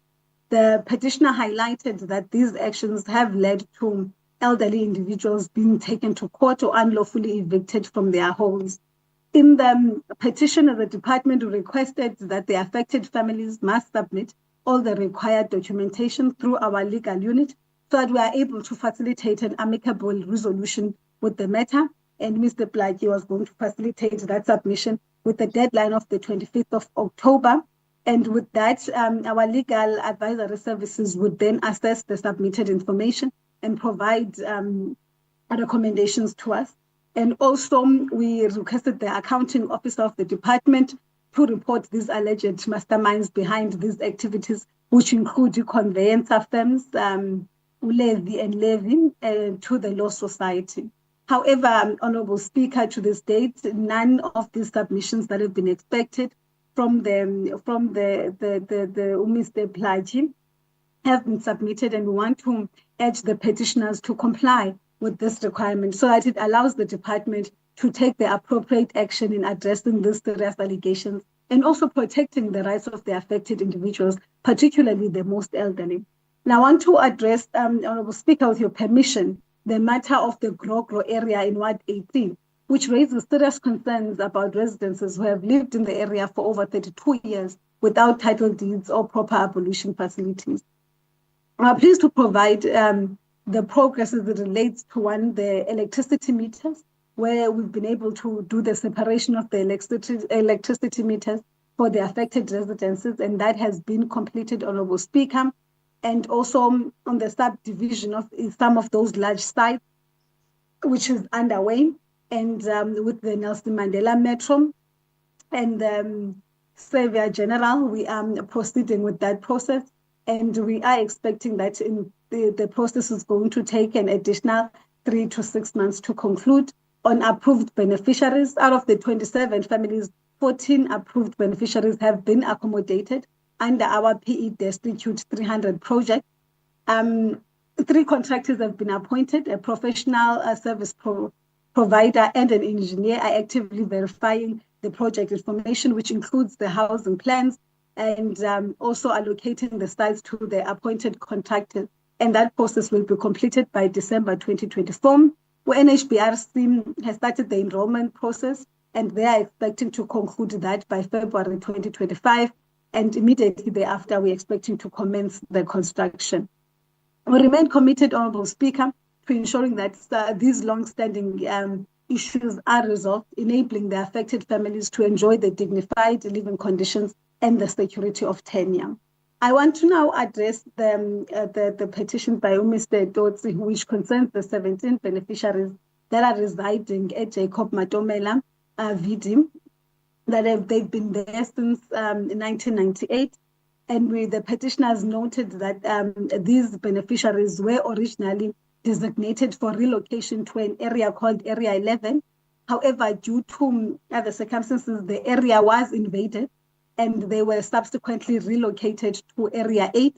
And to date, only 5 beneficiaries have been allocated the service site, while the 8 remain in Area 11, with others residing with relatives. The Metro has begun a relocation process, moving beneficiaries to Area 11 after Area 8 was declared unsuitable for habitation. And despite this, the petitioners objected, arguing that they can still be able to occupy Area 8.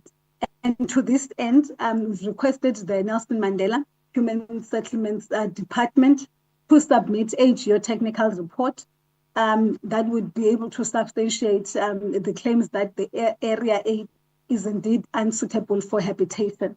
And we will closely monitor the progress of this report while continue engaging the Nelson Mandela Metro to ensure that the remaining beneficiaries are allocated the appropriate service sites promptly.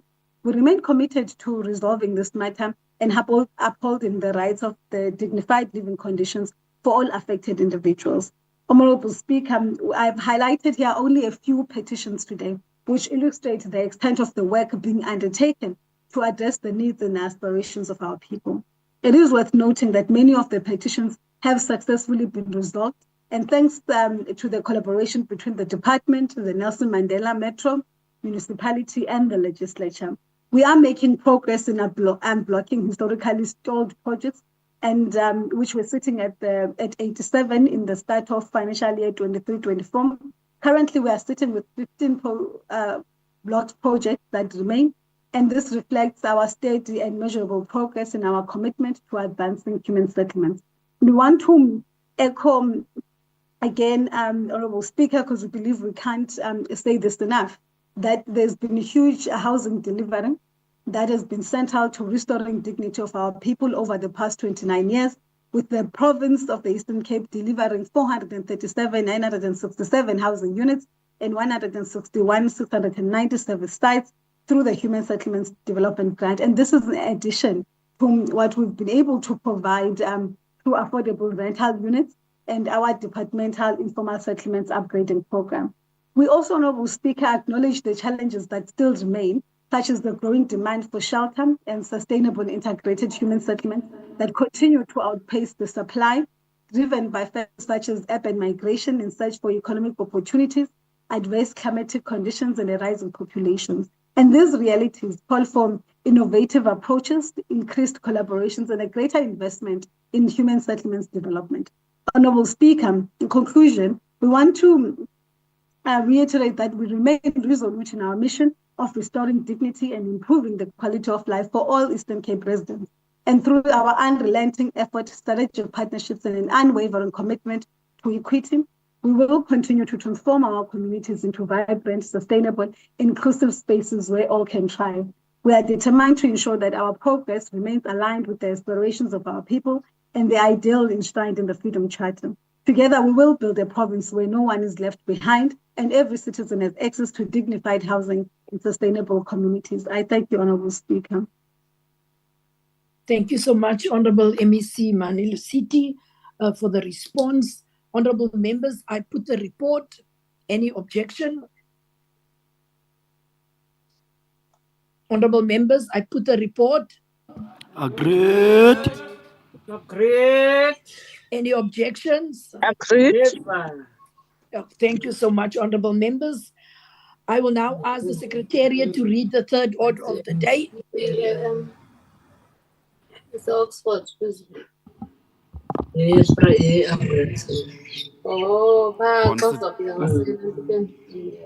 Can we just hold on? Can we just hold on? Can we just be quiet? Consideration of the reports of the Portfolio Committee Can you on just be Office of the quiet? Premier on Secretariat. annual and financial oversight reports. Secretariat. The provider you have dialed is not available at present.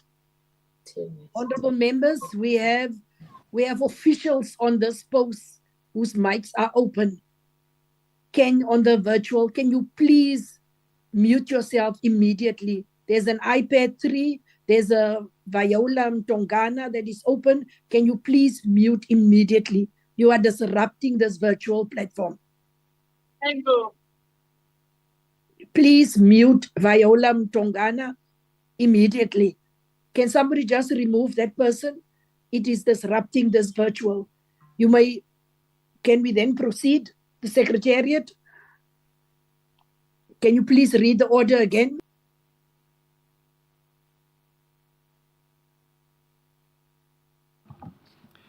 Consideration of the reports of the Portfolio Committee on Office of the Premier on annual and financial oversight reports. Honorable Saziwa, your 15 minutes starts now.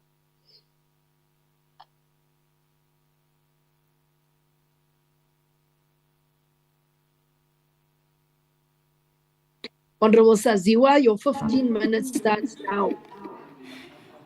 Thank you, Honorable Speaker. I acknowledge everybody. Because of the time that has been allocated to us, I won't read each and every program and finding.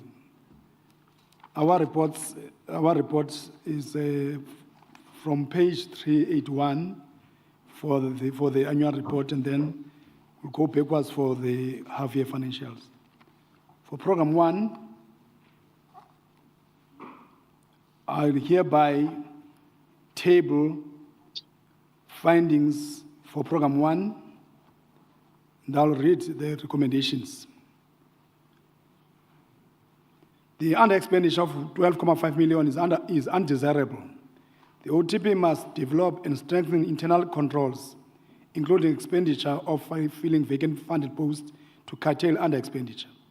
The OTP must implement corrective measures to the affected departments and determine who will be incurring the wasteful and fruitless expenditure to address the matter.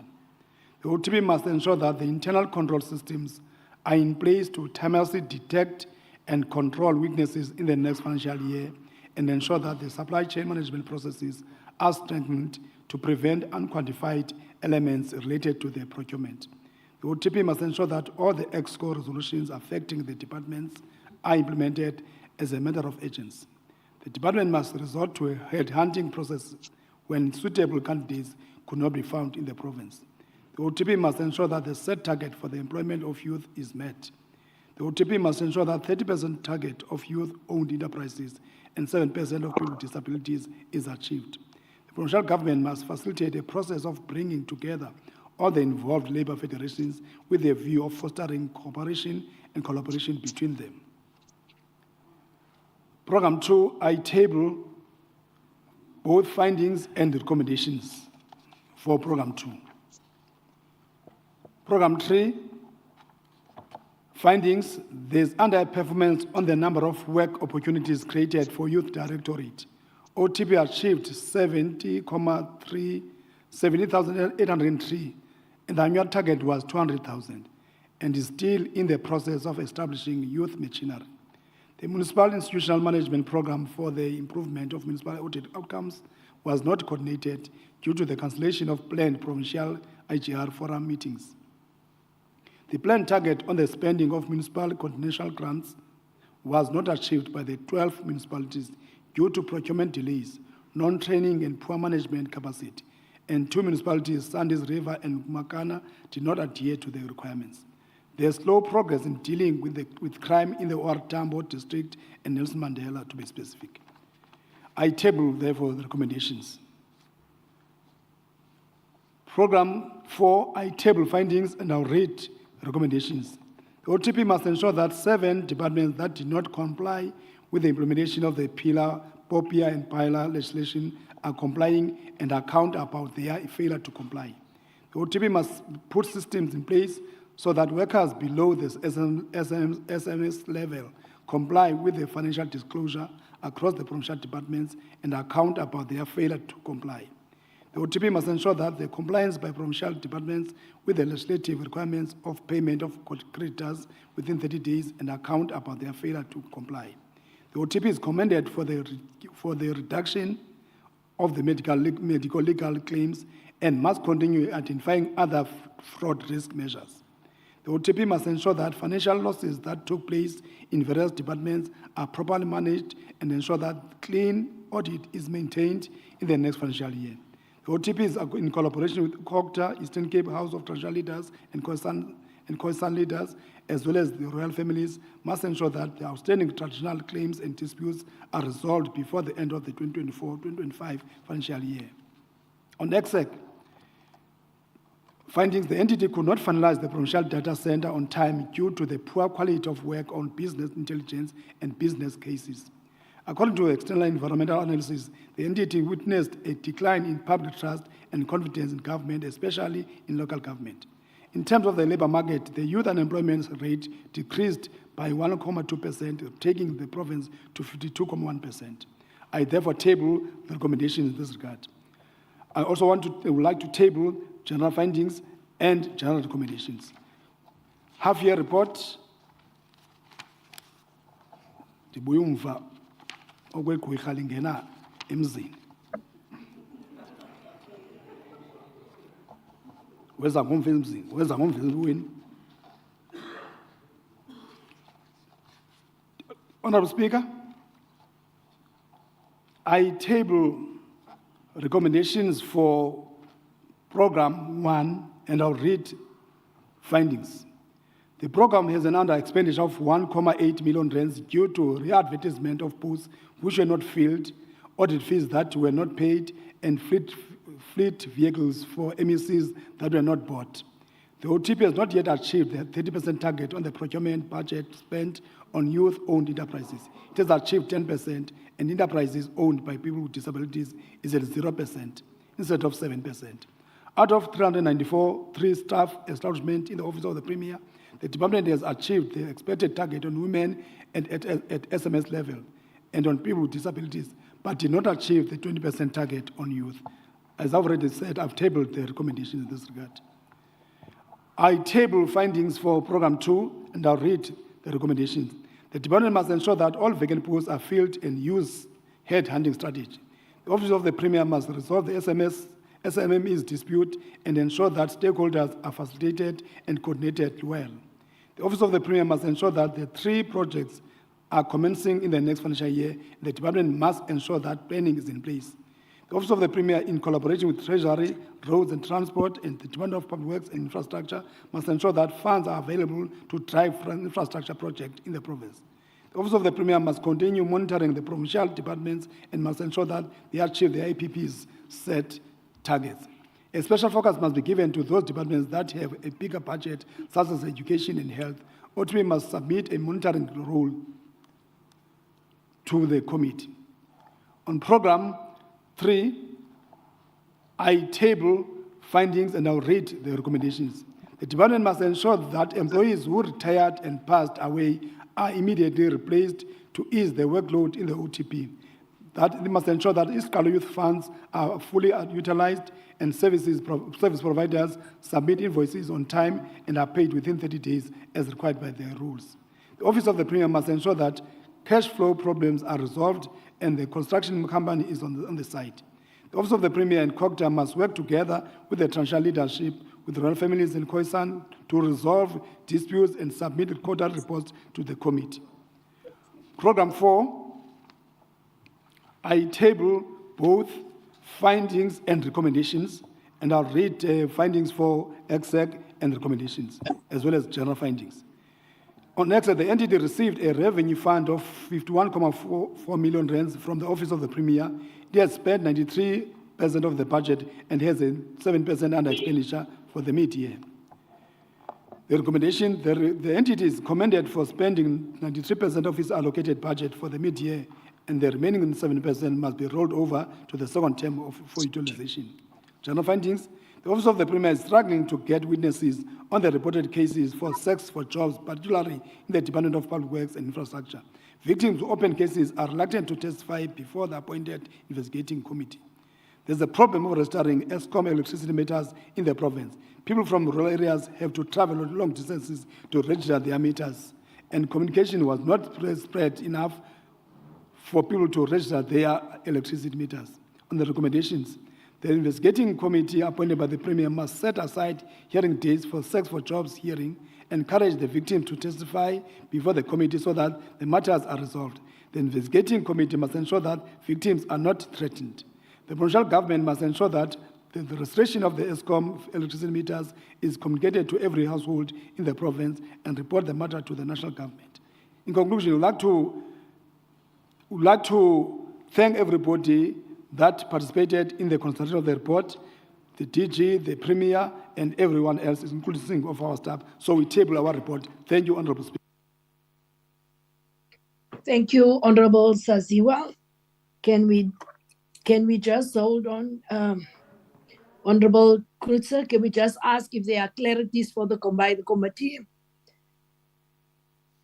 Just sit for us for a minute. Can we just establish that? Are there any clarities by the Premier? Seemingly there are none. You may then proceed, Honorable Kreutzer. You may then proceed. Your 10 minutes starts now. Thank you, Honourable Speaker, and good evening to the Honourable Premier and members and our guests in the gallery. Honourable Speaker, I really believe that the time that we as members spend at this podium must be focused on holding both the executive and the departments accountable.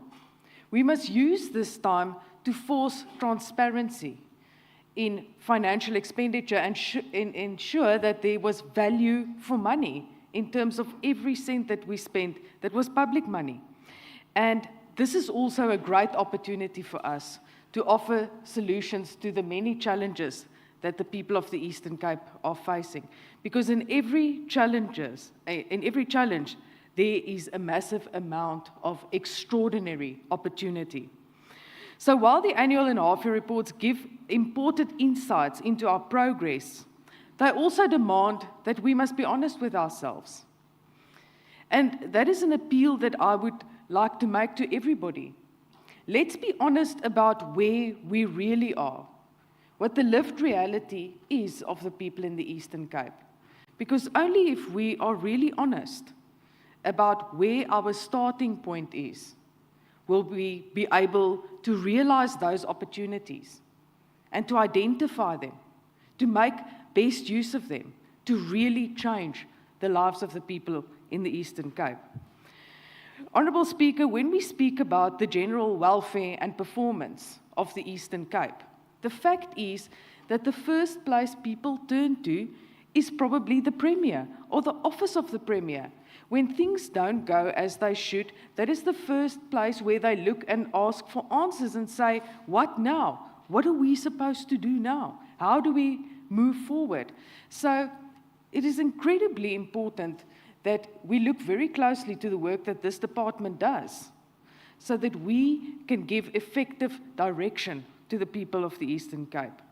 And yes, Honourable Speaker, technically, we have to speak about this. We cannot speak about the welfare of the people in the Eastern Cape without speaking about the economy. And the most topical thing about the economy is that we are technically out of a recession by 0.1%. But we are not out of the woods, colleagues. We cannot rest assured and we cannot have peace in our hearts. And you know what? The fact is that we should all be having sleepless nights about the state of our economy in the Eastern Cape. The ongoing depressed economy is because of deep structural issues that signal our failure to create sustainable opportunities. And we have to be frank about a lack of economic diversification and over-reliance on certain sectors, like agriculture and manufacturing, that has left this province vulnerable to external shocks. So research shows that if we can grow the economy of the Eastern Cape by 1%, it will reduce unemployment by 0.5% to 1%. Unfortunately, it also shows that in provinces with systemic challenges, we can only expect 0.3 to 0.5% growth. That is the reality, colleagues. And if that is the reality, we cannot hope to turn the situation in terms of unemployment around in the Eastern Cape. We need something bigger than that. And the quarterly labour force statistics, we have to mention that. We cannot speak about the Eastern Cape without talking about the plight of unemployed people in our province. We have to talk about the fact that nearly 50% of our people are unemployed. that 1 in 2 people in this province is out of a job. We cannot ignore that. We have to talk about the 60% of youth in our province that's unemployed. We have to talk about the 70% of people in some of our districts that live under the poverty line. And we have a responsibility to act in the name of every citizen of this province that is struggling to find work, that's struggling to support their families and struggling to survive. Because if you lose your job, you lose your dignity, your stability, and you lose hope. And the exec report actually shows that public trust in government has declined in the Eastern Cape. That means, colleagues, that we are failing to inspire people. People don't believe us when we say we can turn the economy around. People don't believe us and they don't trust us when we say that we can create jobs and that we can grow the economy of the Eastern Cape. They don't believe us anymore. But the fact is that we as the DA, we called for an economic summit in the previous quarter, and we didn't have that summit. But I really believe that that could have been a catalyst for finding real solutions to the challenges of the economy and unemployment in this province. Because let's just look at the 5 top things that you can probably start doing immediately to turn around the economy and the unemployment situation in the Eastern Cape. Let's stop corruption, increase connectivity, expand the oceans economy, drive tourism, and fix local government in terms of basic service delivery. Just last week, Honourable Anil Kumar had a fantastic motion about connectivity, and I stood here and I supported that motion because I believe that it is the easiest, quickest, and cheapest way to achieve economic penetration. In fact, I stood here and said that if you can get broadband penetration of 10%, you can grow the economy by 1.2% for every 10% penetration. So we have to focus on connectivity because it will assist even the people in our most rural areas, and it is possible. And beyond broadband, we have an 800-kilometer pristine coastline in the Eastern Cape. The ocean's economy should be a key that we use to unlock the potential in our province for job creation, economic growth, and sustainable development. Colleagues, that is a trifecta. The ocean's economy offers unparalleled potential in terms of renewable energy, wave power, fisheries, aquaculture, marine tourism. And we have to see that as a central driver of the economy of the Eastern Cape. But we must also be honest about where we came short. So in terms of this report, of the annual and financial oversight report, there's been a staggering under-expenditure of 50 million across programs.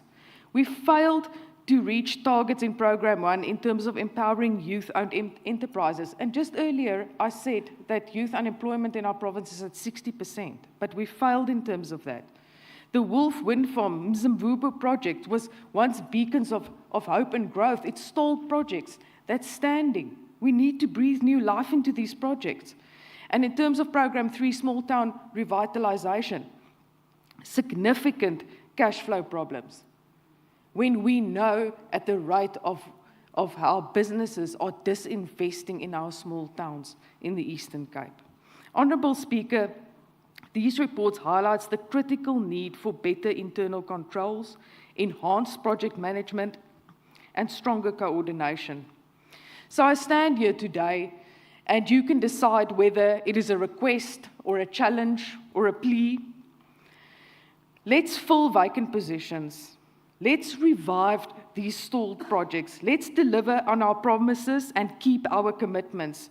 The people of the province deserve a government that works tirelessly for them. We should not focus on trying to avoid another recession. We must focus on building our economy in a sustainable way and fixing the things that prevent us from growing in this province. The fact is that we have technically emerged from a recession, but it is not a reason to pat ourselves on the back. It is simply a reminder that we have to begin to work even harder now. A fragile recovery is not enough. We must make our province stronger, more resilient, and more sustainable. Honourable Speaker, the DA will continue to hold government accountable for every promise that is made, for every plan that is proposed, and every rand that is spent or not spent. Let us not waver, let us rise to meet the moment, proving that together we can transform the Eastern Cape into a beacon of hope, of opportunity and prosperity for all the people of the Eastern Cape. We will continue to fight for the Eastern Cape that we deserve. The DA supports the report. Thank you so much, Honourable Cruiser. We call on the EFF, Honourable Madikizela. Your 7 minutes starts now.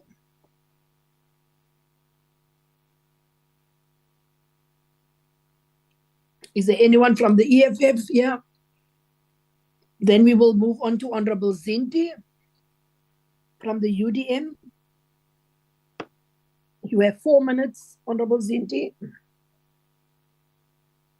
You may proceed, Honourable Zinti. Your 4 minutes starts now.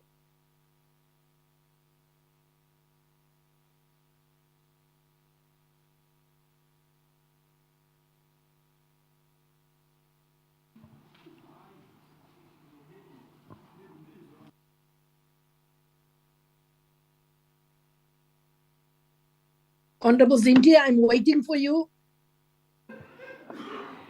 Thank you, Honourable Speaker. The UDM welcomes a report from the Office of the Premier. However, Lord, I tell you ukuthi abantu mabazenzele unothanda kwimali yabemi baseMpuma Koloni.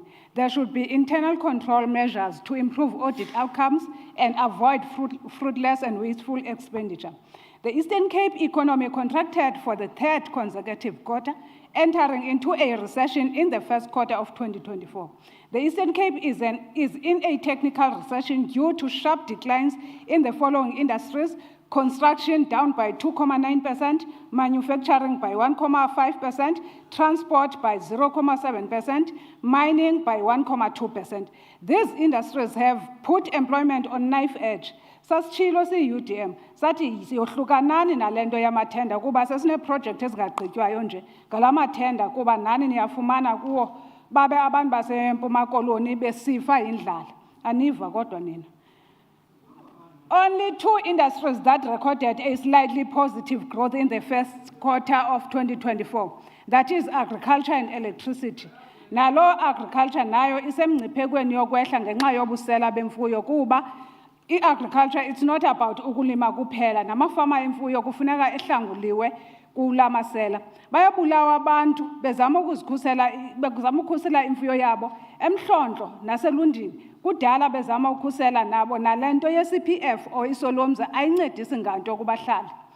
The Eastern Cape Department of Human Settlement faces a number of challenges, include lack of consequence management for poor performing contractors, material irregularities, budget cuts based primarily on performance measures can have impact in the province.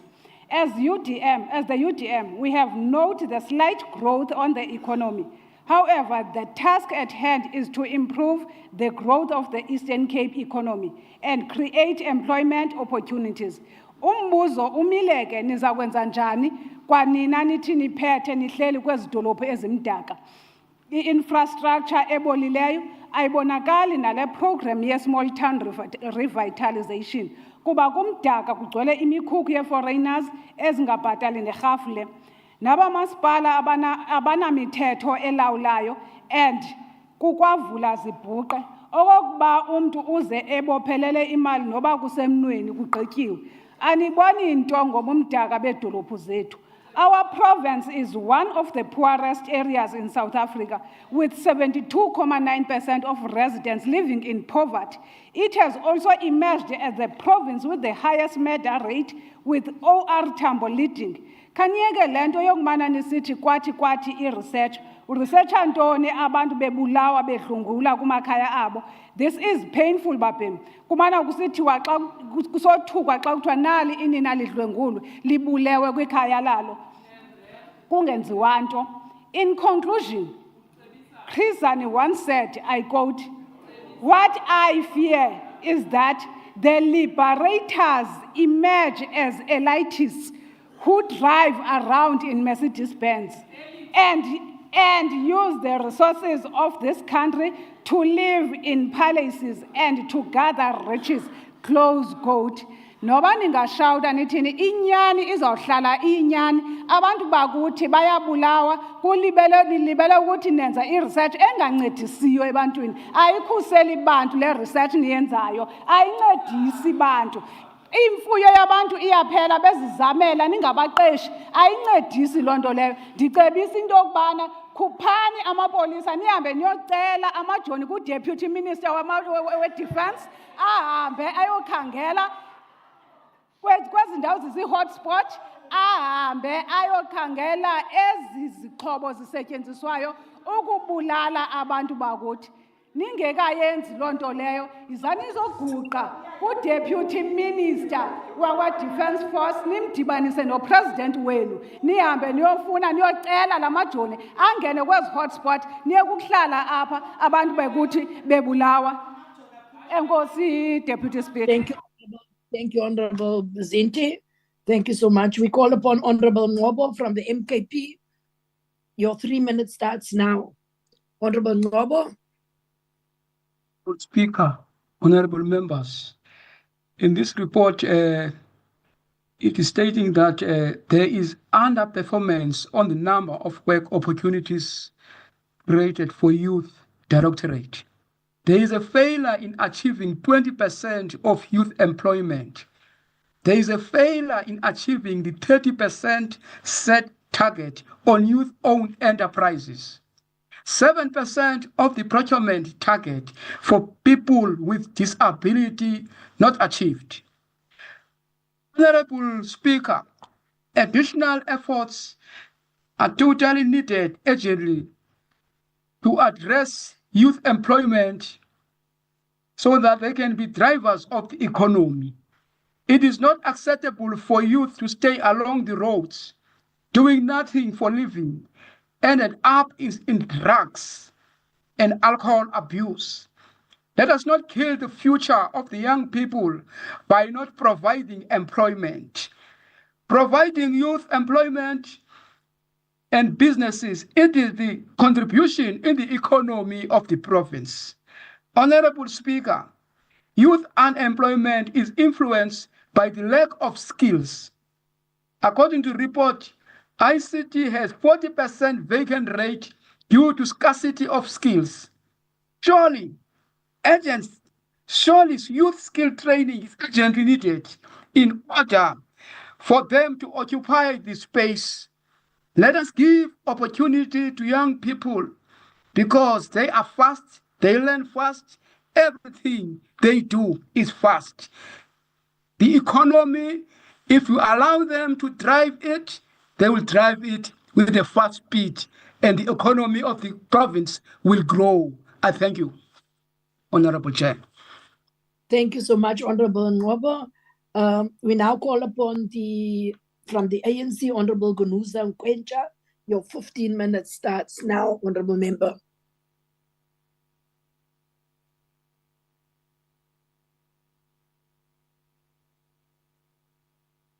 Please switch on the mic, Honorable Member. Honorable Speaker, allow me to greet the Honorable Premier, his Executive Council members, members of the Provincial Legislature, government officials, and our guests.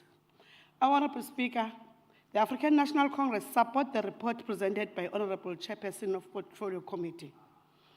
The report is a direct product of the robust debates between the Office of the Premier and members of Portfolio Committee. We want to thank the Chairperson of the stern and uncompromising approach to the work of the committee, the dedication of the committee members to the task at hand, and the full cooperation of the Office of the Premier, the Director General and his officials. The unqualified audit outcome that the office has received is not something that we can write home about, as we believe that the department needs to go an extra mile in ensuring that there's consistency in the audit outcomes it receives annually. The budget deficit facing the province is a matter of concern to all of us, and we encourage the Provincial Executive Council to strengthen its own revenue collection ability so that we may close the gap between what we have in terms of budget and our service delivery needs as a province. Honorable Speaker, may it be known that as the African National Congress, we are dead set against underspending and all other forms of financial management in the form of irregular, fruitless, and wasteful expenditure. We are encouraged by the strides taken by the department in uprooting this form from its confines and encourage other departments not to hesitate in effecting consequence management whenever these appear in their minds as department. We stand opposed to all forms of corruption prevalent in some government departments and municipalities in the province. We encourage law enforcement agencies to spare no efforts in bringing the culprits to book without fear or favor.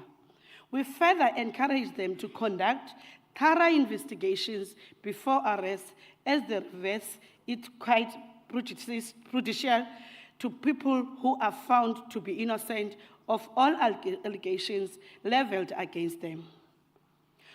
We note the 9 integration programs that the province has set itself to pursue going into the 7th provincial administration. We believe that these integration programs will drastically change the economic outlook of the province and strengthen its moral fiber for the better, Honorable Speaker. The Small Town Revitalization Program has made great strides in changing not only the appearance of small towns, but has also impacted their inhabitants in ways that few programs would do. We are of the view that this program must continue into future because as long as there are towns that are neglected and don't have funds for projects delivered through the STR programs, there will always be a reason for its continued existence. We are happy for SMMEs that benefited through this program and the people who got job opportunities where this project was implemented in 13 local municipalities in the province. As raised during the motion debates in this House last week, the digital technology is upon us and is irreversible. Countries that invested resources in the development of their digital technologies will stand a better chance of being competitive in this ever-changing world of technology-driven economics and service delivery environment. The milestone achieved in the implementation of the broadband rollout project are quite encouraging, and we hope that this will help to bring about enhanced service delivery, especially in health and education sector. We implore the government to galvanize funds for its future expansion and encourage all stakeholders to cooperate in its operation in their site. We are inspired by the timeous intervention made by the department, unwinding service delivery blockage that continue to frustrate their service delivery path of the province. We are happy that the lifespan of the Provincial Project Support Unit has been extended and hope that it will assist the province in conducting proper social facilitation of strategic projects and local government support that must result into good governance and delivery of services at the level. This also includes support provided to the Department of Health, Education in the province, respectively. We may be permanently idealist, but we believe that the challenges that these two departments are facing are insolvable and can be addressed through close cooperation and dedication to the cause by all involved, Honorable Speaker. The Provincial Infrastructure Coordination Council work is remarkable and should receive our overall support and confidence. The monitoring model must continue to be used in oversight project so that they cease to be in the perpetual state of delay. And it could be accomplished through combating under expenditure that defines some projects in the province. Honorable Speaker, the implementation of Welisizwe Rural Bridge Program couldn't have come at an opportune time with floods being a daily threat and impassable rivers traversing the landscape of the province. The Welisizwe Bridges construction program comes in to facilitate the free and unhampered movement of goods and people. And this will greatly strengthen service delivery to especially rural and remote areas of the province. The investment promotion and international collaboration drives undertaken by the Office of the Premier deserves our collection support and encouragement. These investment campaigns are means of bringing the Eastern Cape Province economic investment opportunities to the attention of potential investors that are sorely needed by the province and the country. It is true that countries of the world are pursuing investors on a daily, if not hourly basis. And if we have a resident as opposed to a development premier, we will be less likely to catch their attention.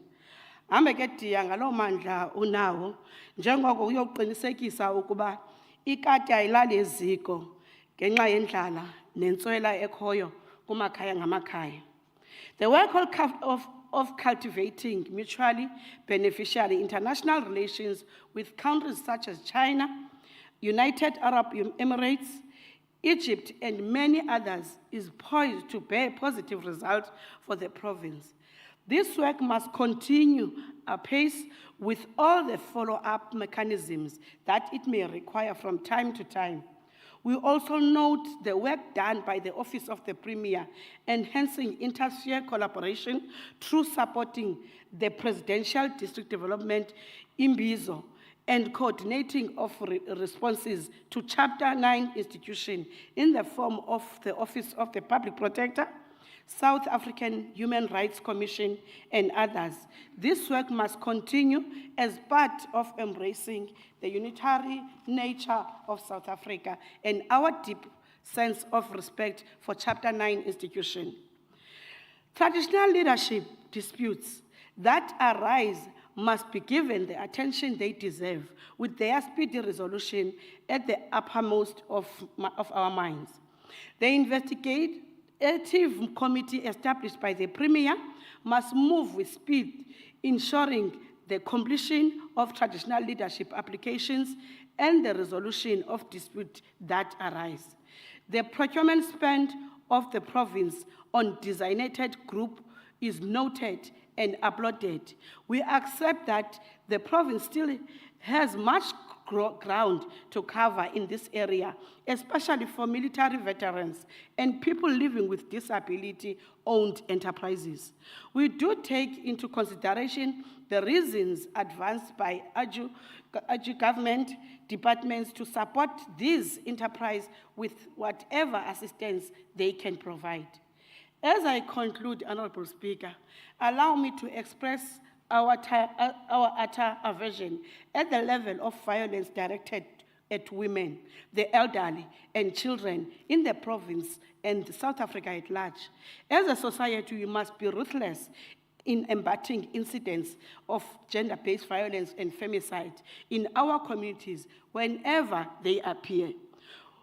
We want to see a steady rise in the conviction rate of GBVF offenders and the reopening of cold cases. This must also be accompanied by increased detection rate of possible GBVF offenses in our homes and the registration of sex offenders so that we may be able to know them and take the necessary precautions. Honorable Speaker, the report tabled by the chairperson of the Portfolio Committee are quite concise and instructive. The African National Congress support the report. Diabulela Somlom Engos. Thank you so much, Honorable Member. We now call upon the Premier. Honorable Premier, your 15 minutes starts now.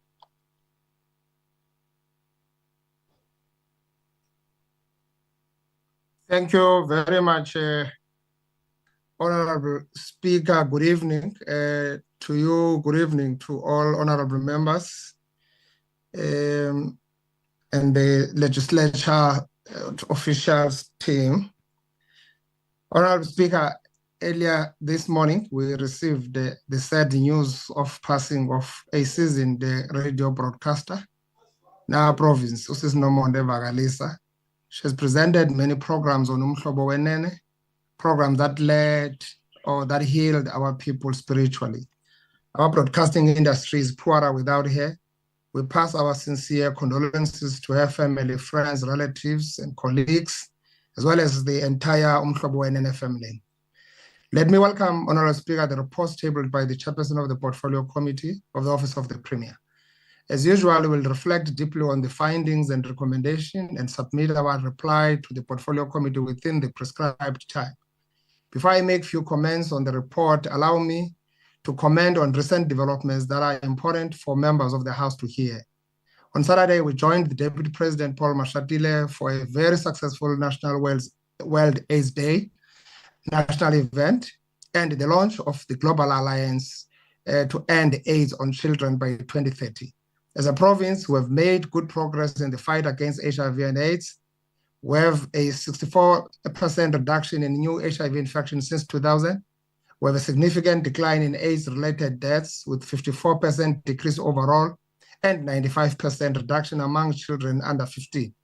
We have success in the prevention of mother-to-child transmission program, achieving an 87% reduction in new infection among children. Despite progress, our province continues to face challenges that demand urgent attention.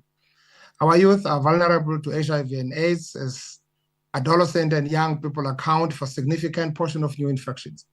We must provide them with comprehensive education and access to sexual and reproductive health services. Stigma and discrimination remains major barriers to accessing care. Our response must include deliberate action to foster acceptance and understanding across all communities. The link between gender-based violence, gender inequality, and HIV are undeniable. Our plan incorporates gender transformative approaches to empower women and girls and hold perpetrators accountable. We have now launched the Eastern Cape Provincial Implementation Plan for HIV, TB, and STIs 2023 to 2028. This plan is a bold, people-centered strategy designed to accelerate progress towards eliminating these diseases as public health threats by 2030. I urge members of the legislature to join us in the implementation of this plan. Yesterday, we hosted the Minister of Public Service and Administration for the launch of the policy on prevention and elimination of harassment in the public service world of work. This is a long overdue policy because incidents of harassment, bullying, abuse, and discrimination affect the productivity of the employees. If there is no such a policy in place in the legislature, we urge members of the legislature to consider implementing one and to developed by the DPSA and eradicate harassment in the workplace. Of great concern for me is sexual harassment in the public service, where women and young females are asked for sexual favors in return for promotion and job security. I want to urge my male counterparts to desist from the predatory behavior in the workplace. We have wives and daughters, and I'm certain we would not like them to be subjected to such violation of their dignity. Honorable Speaker, Small Town Revitalization Program remains a key program of the OTP, currently covering the following municipalities, Ngoshwa, and all of them until Ndlambe. We're packaging the approach on this because the budget is limited, all other things being equal. We are now looking at the pledging that National Treasury avail, as well as the front loading. We believe we can put a bulk on this at more than 3 billion to get all our small towns being developed and also being facelifted to attract more investors. Office of the Premier, however, aims to secure an improvement plan to ensure improved project management and cash flow processes, especially in areas like Jobedina in Koukama. We continue monitoring delivery projects, maintenance, and delivery projects. The Office of the Premier recognizes that while we have delivered more than 2023 sites on the broadband project, there are challenges of utilization of delivered sites. In principle, utilization of delivered sites is a responsibility of the receiving departments. It is now binding for the accounting officers to ensure measures for utilization. In 2023-2024, the OTP turned around the corner by ensuring setting up the Provincial Infrastructure Command Council, which is supported by the Technical Provincial Infrastructure Council that includes OTP, Treasury and COGTA, and Department of Public Works. We have seen enhanced budget performance to 93% expenditure of the allocated budget, approximately 9.1 billion. So siyaguqula pha izinto khona ukuze kungabikho mali enophinde ijike ibuyele kwa-Treasury. The PICC model also integrates a line of sight for collaborative infrastructure work to advance economic development and job creation, following a direct reflections of economic facilitation, including strategic engagement for resource mobilization, especially in relation to the following projects lifted by the OTP committee: Wolf Wind Farm, Zimvubu project, Bishop Precinct, biofuel, LNG, accelerated support for the rollout of Welisizwe Bridges program. While the OTP has set up measures for dispute resolution within the support of traditional leaders, there remain challenges that require a proactive traditional leadership system with ability to strive to a seamless succession-free state intervention. This must be born out of the cultural transformation within traditional leadership norms and value framework that is determined by cultural codes and ethics. Office of the Premier, Honorable Speaker, in 2023-2024, as well as half year, continues to grapple with the long-standing question of the capacity of the state. On the positive side, employment equity and senior management services has shown a marked improvement. Medical legal case have decreased by 12 million due to collaborative effort of OTP supporting departments, supporting Department of Health. Financial disclosures have shown good performance at 100% compliance at SMS level. Areas that we aim to ensure improving include consolidation, that includes the enhanced pillar and cases and compliance with education, health, transport, human settlement, and social development and economic affairs. Payment of services, service providers within 30 days will be monitored. We are committing ourselves to ensure that all people must be fully compliant, understanding challenges that health and the Department of Education are facing. On gender-based violence and femicide, OTP acknowledges that while there is marked improvement on the fight against gender-based violence, reality on the ground shows that our Tambo, Christian Amatol, Alfred Nzo, and Sarah Badman demand more attention. This demands a multi-sectoral approach linked to programs such as substance abuse, crime prevention, awareness, and programs aimed for empowering of men as actors against violence for women. And the Honorable Speaker, Honorable Uzindi, ethetha okomntu okhutshwe ebhalonini enganikwanga parachute uyazihambela nje uyehla ujonge ezantsi le ndlela athetha ngayo. But I think after rounding up and concluding our brainstorming session that we're doing now around economic issues, we'll be finally convening the economic platform where all of us here, we are able to share our perspectives.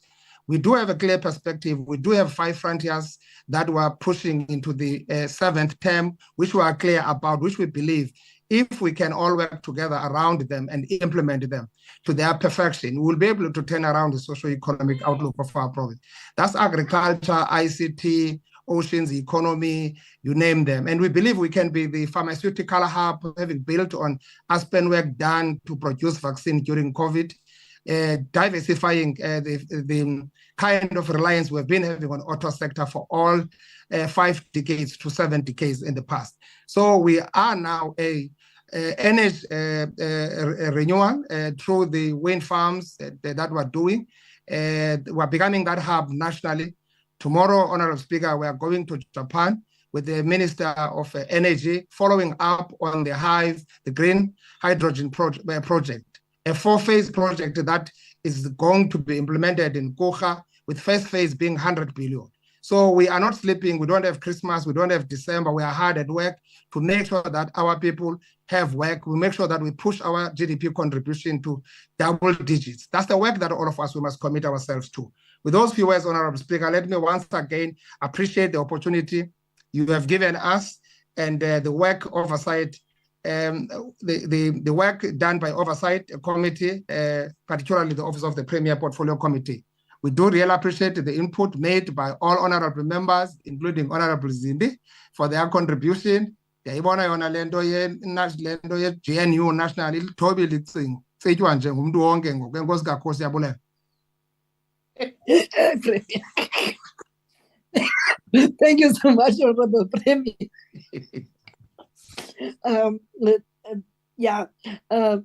I put the report, honorable members.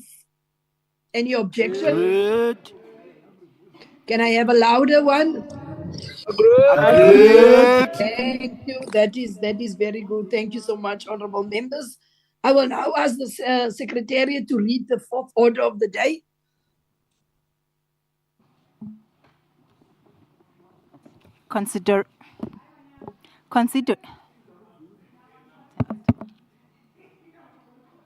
Consideration of the reports of the Legislature Oversight Committee on annual and financial oversight reports. Let's call upon Honorable Fishlani, the chairperson, and I will then hand over to the Deputy Chair of Chair that will preside. Honorable Fishlani, your 15 minutes starts now. Deputy Chair of Chairs will preside. Honorable Speaker. Honorable Deputy Chair of Chairs, please allow us just 2 minutes within our own specified time of 15 minutes.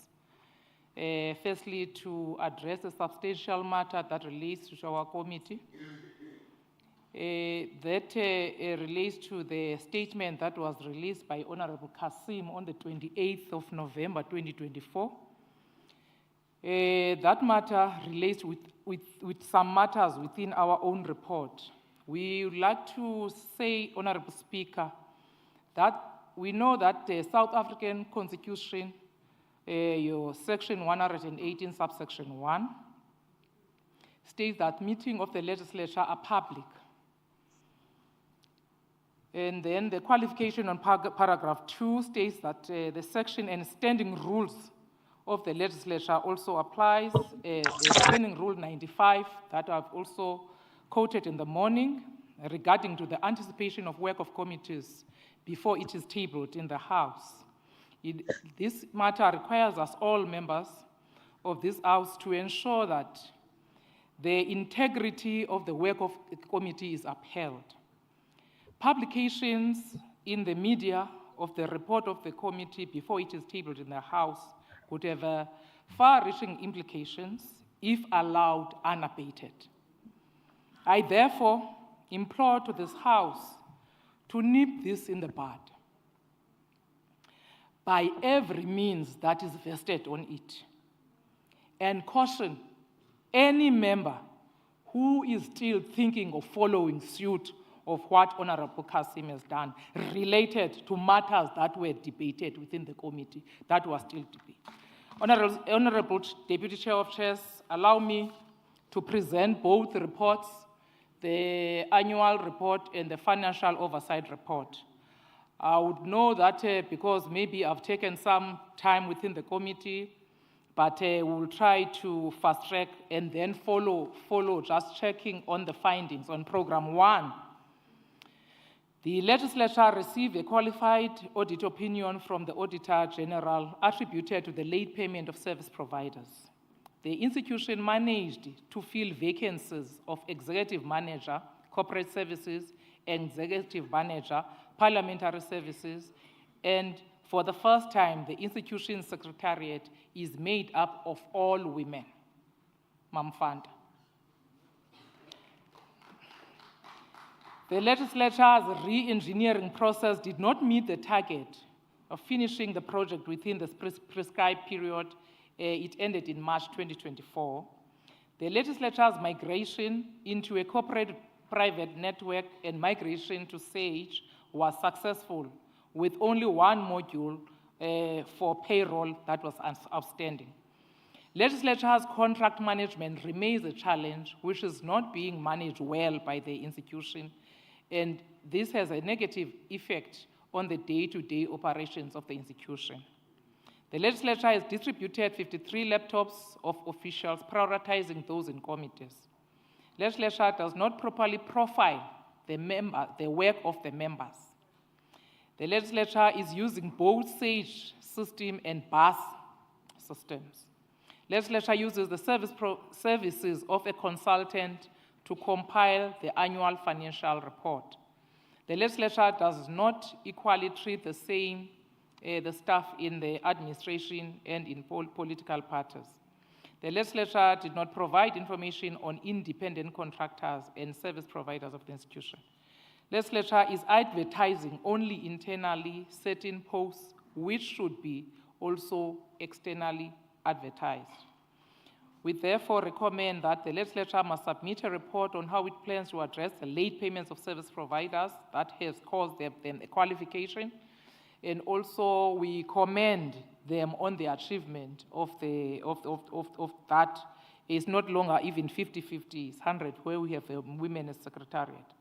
Legislature to submit a report on its implementation plan on the re-engineering process.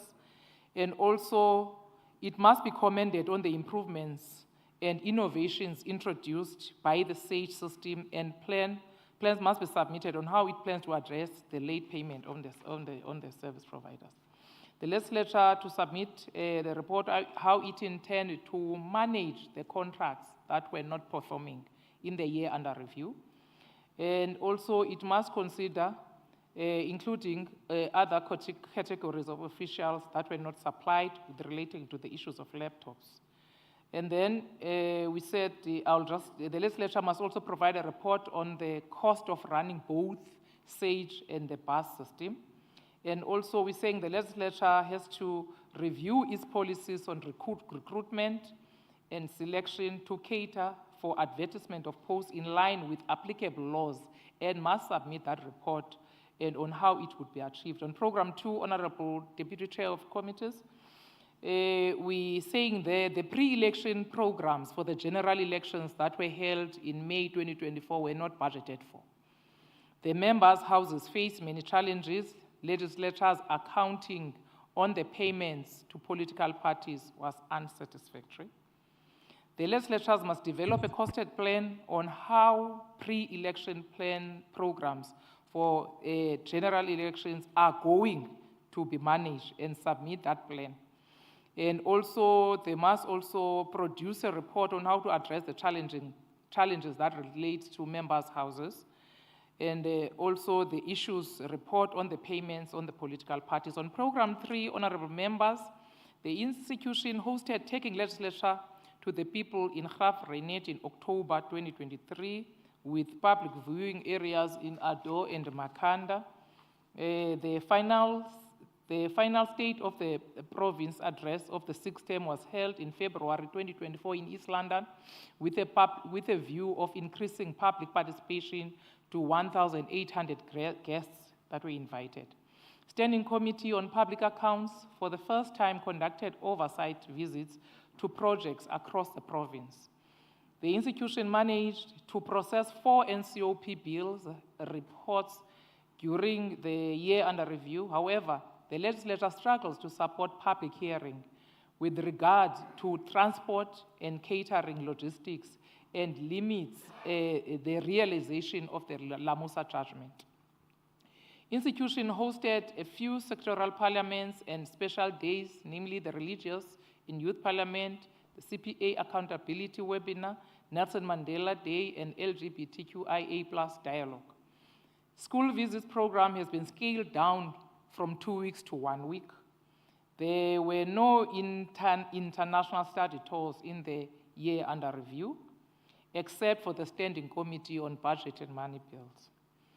Legislature hosted an end of the term conference for the 6th term, and the legislature resolved for the first time to have the Committee of the Whole House on Health to conduct oversight visits. We commended the legislature for hosting the TLTP and providing public viewing areas, and plan must be submitted on how these can be expanded, this concept for a bigger reach.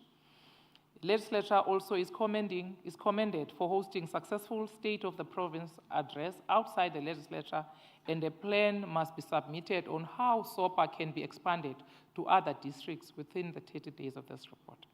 SCOPA must be also ensure that they are provided necessary budget to enable them to conduct visits to infrastructural projects at least every financial year. And then the issue on the how the institution will realize the Lamusa judgment, and also the issue of the resolutions of sectoral parliaments and special days events to be implemented by the sectoral departments. And also legislature to submit a report on the reasons for scaling down the school visits program to 1 week. The legislature must allow committees to conduct study tours as a per policy of the institution and report how that will be achieved and that report must be submitted. End of the term conference for every 5 years. We say that institution is encouraged to continue with that. The Committee of the Whole House on Health is commendable. However, the legislature must ensure that follow-up visits to health facilities are done in the same calendar year. Then on the general findings, Honorable Chair, Deputy Chair of Chairs, we say the institution has managed on the SAGE, but bus system is still continued. And of those using those systems is strenuous for the employees that are performing there. The underspending on capital projects by 11.8% is a concern and an impact on the business of the legislature. Then the turnaround time for legislature committees on areas of intervention is slow. I think before we finalize the non-funding for the voter education in an election year is a concern.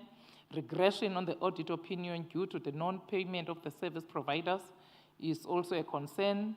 Policy on catering and transport for public hearings needs to be reviewed. Legislature takes too long to visit, to follow up on the taking legislature visits, and also issue of an employee who has been boarded from work remains unresolved.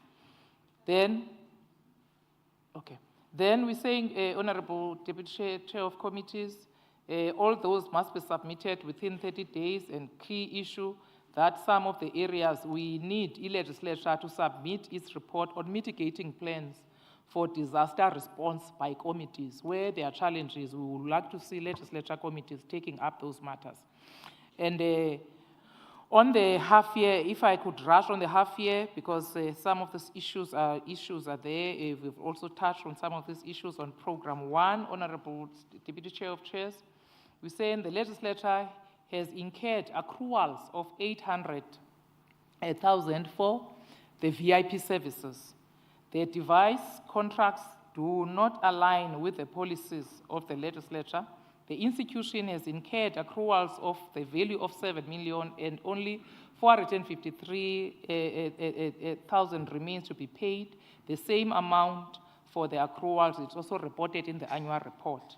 The re-engineering process failed to be implemented, and this negatively impacted on the annual recruitment plan of the institution. The manner in which air travel is managed is not cost effective. The Secretariat and General Managers of the institution to be issued with both laptop and tablets, whilst MPLs are given one gadget. Then we saying there the institution must submit those reports, and also also see how it will also deal with cost-effective measures. On Program 2, the budget for the additional 9 members has not been provided for, resulting in shortfall for services to be provided for all members of the legislature. The Department of Public Works is conducting minor and major refurbishment on the MPL houses and has also initiated construction of new houses. The program has spent 84.7% of its total budget allocation on goods and services, resulting in no budget available for the remaining period to meet its service targets. The time frames for the transitional arrangement projects that was presented to us through Public Works, matters were not met there. Some matters were not met. there are weaknesses in the implementation of security protocols within the institution. There is inconsistency in the application of policies with regard to exit and entrance policy to limit members to one device. The returning members are made to pay for devices and new members not. Recommendation that the legislature must fund the additional members on the support and the support staff, as we have seen when the MEC was presenting on the adjusted budget. The legislature to submit a report on all those issues within the 30 days. And the key issue there, that the legislature has to engage with SAPS and Department of Public Works on how security protocols can be improved within the legislature precinct. Then also legislature must review its exit and entrance policy for members, and also consistency in its rules to apply to the members equally.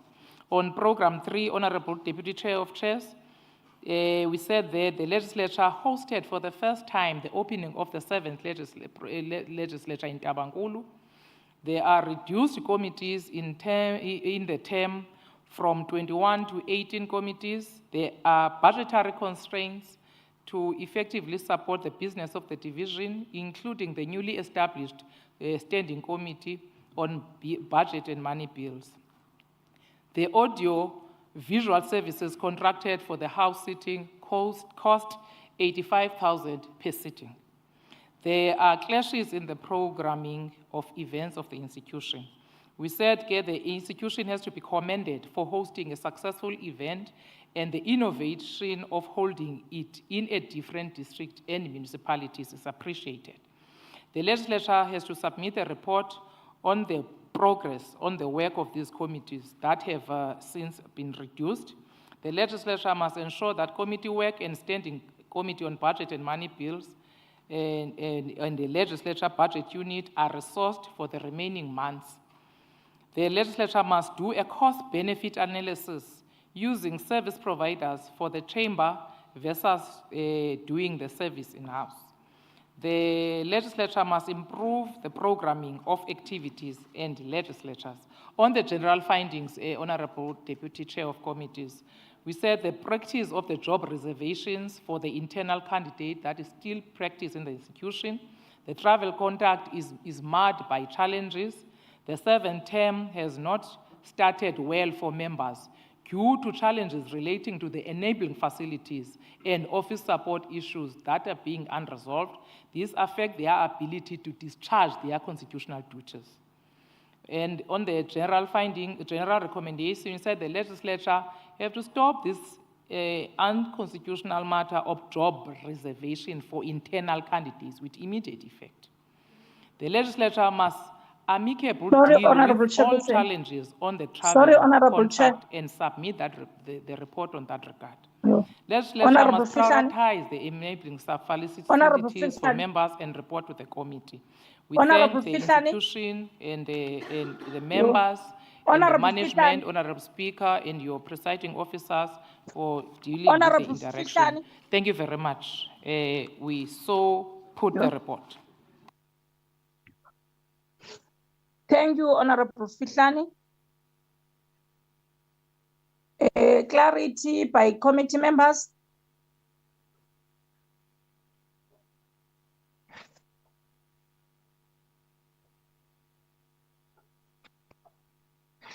What's happening?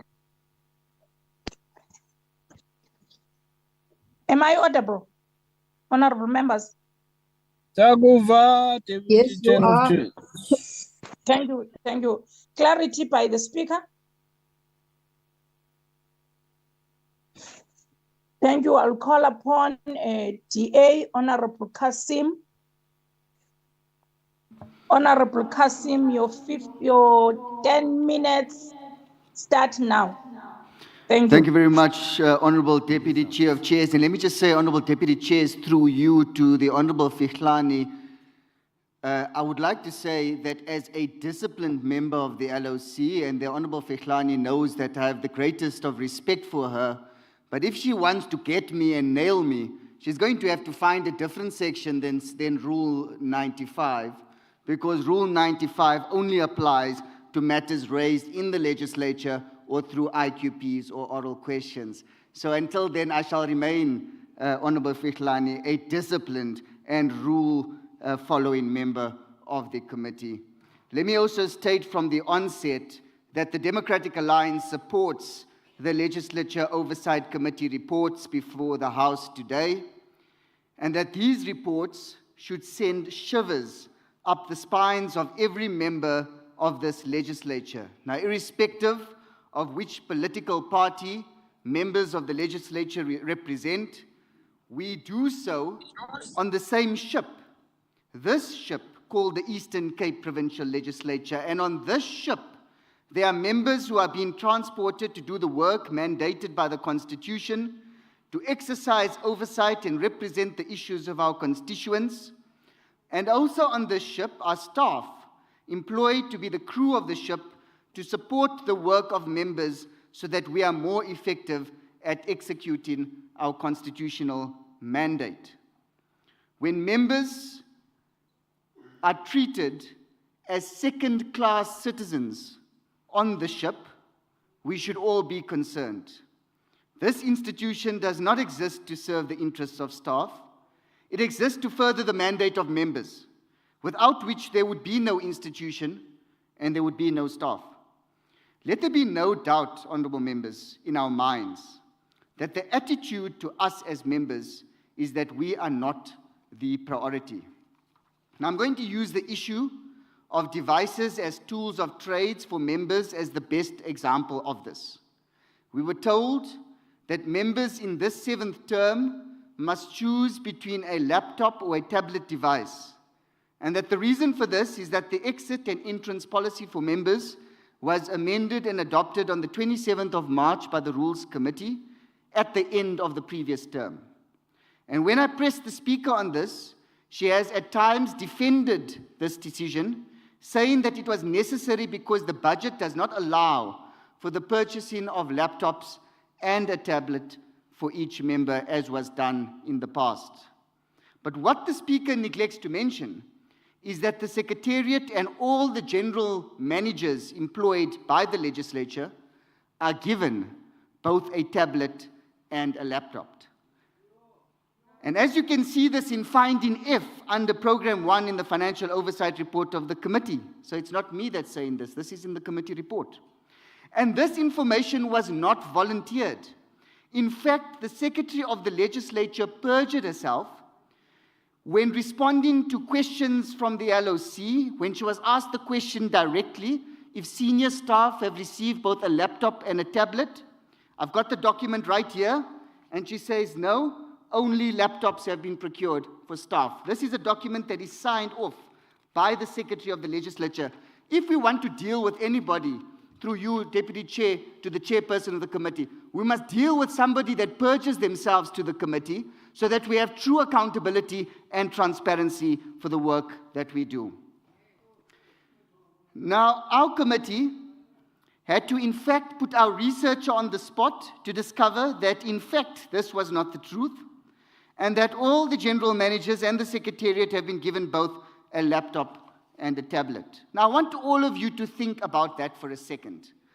Our Speaker, who we elected, sees no problem with your tools of trade being slashed, and with a sizable amount of senior legislative staff receiving a benefit that apparently we can't afford for members. Now, what this says to me is that the Speaker sees these staff as more important than members that elected her, which begs the question, whose interests does she actually care about and serve? Now, this is part of a larger trend which includes our political staff being cut at the beginning of this term. This has meant less secretaries and political assistants for members to assist us in servicing our constituents. The policy for mobile phones also being apparently changed just before the end of last term, to the effect that members will no longer receive a mobile phone every 12 months, as was previously the case, but instead every 24 months. We have also had the international trips for members being cut, as noted in finding G under Program 3 of the annual report before us. In the past, members would go on at least one international trip and one African trip during a term. Now, honorable members, if you drop a frog in boiling water, it will jump out and it will survive. But if you turn up the temperature slowly, it will remain there until it dies. Now, we are those frogs whose benefits and support are being stripped over time, all of us. And the sooner we realize this, the sooner we can collectively take back the legislature from the capture which is taking place. Now, we are indeed at a crossroads, and in the words of Lynette Kittle, the decisions we make at a crossroads in life don't just impact us, but they impact generations to come, and they will impact legislature's terms to come. Our quest to elevate ourselves away from being treated as second-class citizens should extend to ensuring that wasteful expenditure taking place is dealt with decisively. Now, this includes the 85,000 Rand per day being paid to two service providers to run the audio visuals for plenaries. Now, there have been 35 plenaries under the 2 periods under review, and we've estimated that this costs around 3 million Rand. Take into account that Provincial Treasury had allocated 5 million Rand for the chamber upgrades back in 2021, and this was not done at the time. And we all saw this morning the value that we are getting for this 85,000 Rand per day. It also includes the millions spent on the recent staff training in Nelson Mandela Bay held on the 19th and 22nd of November. Why was this training not done here at the legislature precinct? This would have saved the money spent on travel, accommodation, cashbacks, and venue. And why did the General Manager for Supply Chain Management, Mr. Zansi, interfere to get a Pretoria-based company, Noflaf Business, to do the facilitation at a whopping cost of 346,000 Rand, when the bid adjudication deemed a locally based company, Mila, which quoted 176,000 Rand, to be preferred in both price and points. Now, I'm told that despite us paying Noflaf this whopping 346,000 Rand, it seems we're all in the wrong business. We should all become facilitators if you want to get rich. They were supposed to do the planning, and even the planning was incomplete, so I'm told, that staff had to reconvene in order to complete this exercise.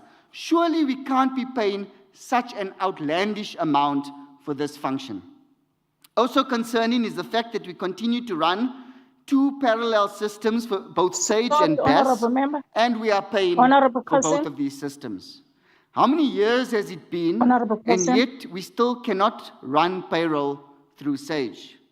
Now, surely, honourable members, we cannot continue as these frogs in the slow-boiling pot. We need to join hands across political lines. This is not a DA versus ANC issue, actually. It affects all of us.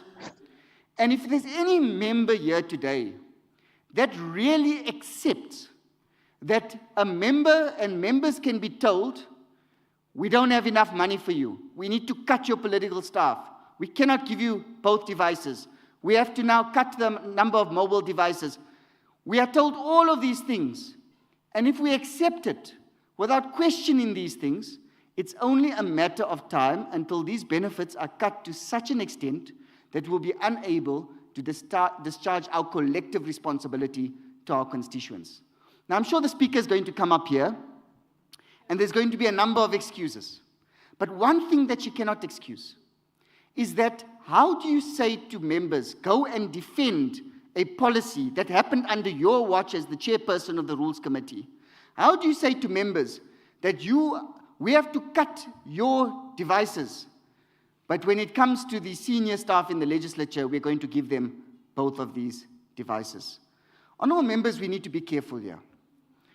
And I want to remind the chairperson of the LOC on this matter. Please don't try and get me because I'm doing my job to my constituents to publicize what it is that we uncover. That's all of our jobs. We should, in fact, be dealing with the fact that when we asked questions, serious questions to the legislature management, and it's contained now in the report, we failed to get answers. And this is actually a disgrace. Many of the questions that we asked, Honorable we Kasim, failed to get your the full time has information that we expired. asked for. And what makes this all the more Honorable concerning Kasim, is that your the time legislature has is not like other expired. departments. You can't table an IQP. You can't table an oral question. Therefore, the LOC is the last bastion Honorable Kasim, to hold honorable this members, institution am I accountable audible? and ensure that it is doing the work in the You best are very interest of audible. members. Now, I know some of the things that I would have Honorable said here Kasim, would not be popular, Honorable but Kasim, we are not here to be popular. Honorable Kasim, We have a responsibility to safeguard the Honorable institution Kasim, in the interests of the people of the Eastern Cape. Honorable And our fight is Kasim, not against any one single individual. Honorable But there's Kasim, damning allegations that have can been someone made by a take very out Honorable senior person Kasim from from the within the podium, legislature to please? Chapter 9 institutions and to Honorable provincial Kasim, treasury. And those allegations must be investigated. And the Speaker, who Honorable is the Kasim, political principal of the legislature, has a responsibility maybe I'm not to audible investigate enough. those allegations. Now, I know my motion Honorable didn't succeed this Kasim, morning, but we're not going to just leave it at Honorable that. Kasim, We believe that an Kasim, independent law firm Kasim, should be appointed Kasim, that is going to investigate all of Honorable these Kasim. allegations. And if we're not scared about the truth, then we are not going to run away from the truth. But if we continue Secretary, can't in you this fashion, mute the if mic these from allegations Honorable are swept Kasim, under the please? carpet and not investigated, Because she's defying me now. and if Please, Secretary, can you please mute the mic from Honorable Kasim? then we will have no choice but to table a motion of no confidence in the Speaker. Thank you very much.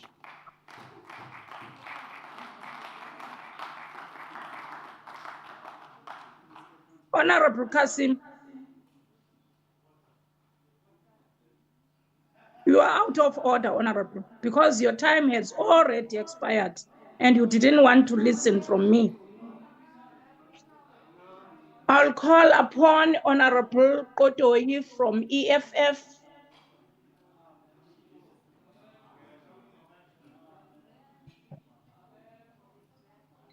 Honorable Kotoi, your 7 minutes start now.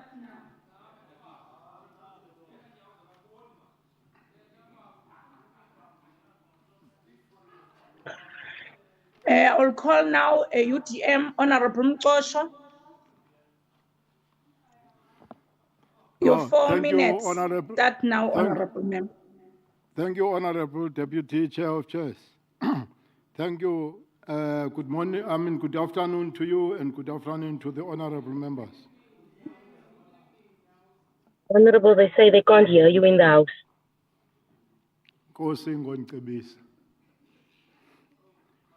UTM submits that the Eastern Cape legislature is the pillar of the province in making laws and to monitor the implementation. Therefore, we suggest that the institution must improve on management systems, tighten its loose ends, and upgrade the standards in order to fulfill its mandate. The observation is that there is no proper planning in the institution, and as a result, its systems don't respond to the challenges of the same institution. There is also no vision on how to take the institution up to improve its standards.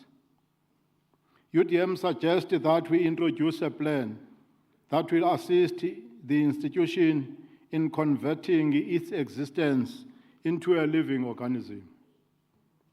The challenge of safety and the plan to provide houses to some members of the House is still not prioritized, whilst it was raised on numerous occasions.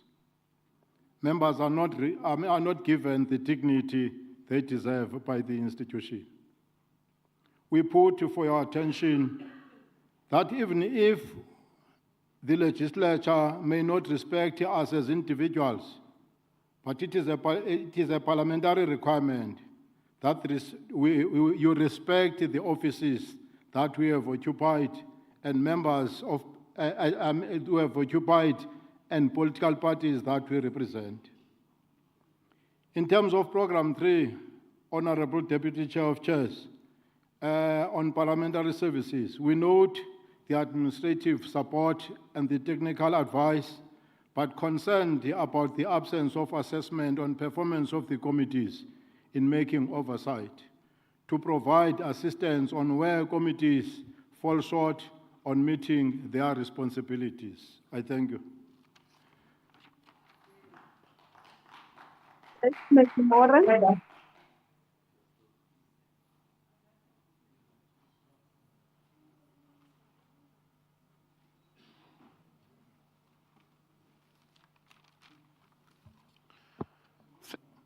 Thank you, Deputy Chair of Thank Chairs. you, thank you.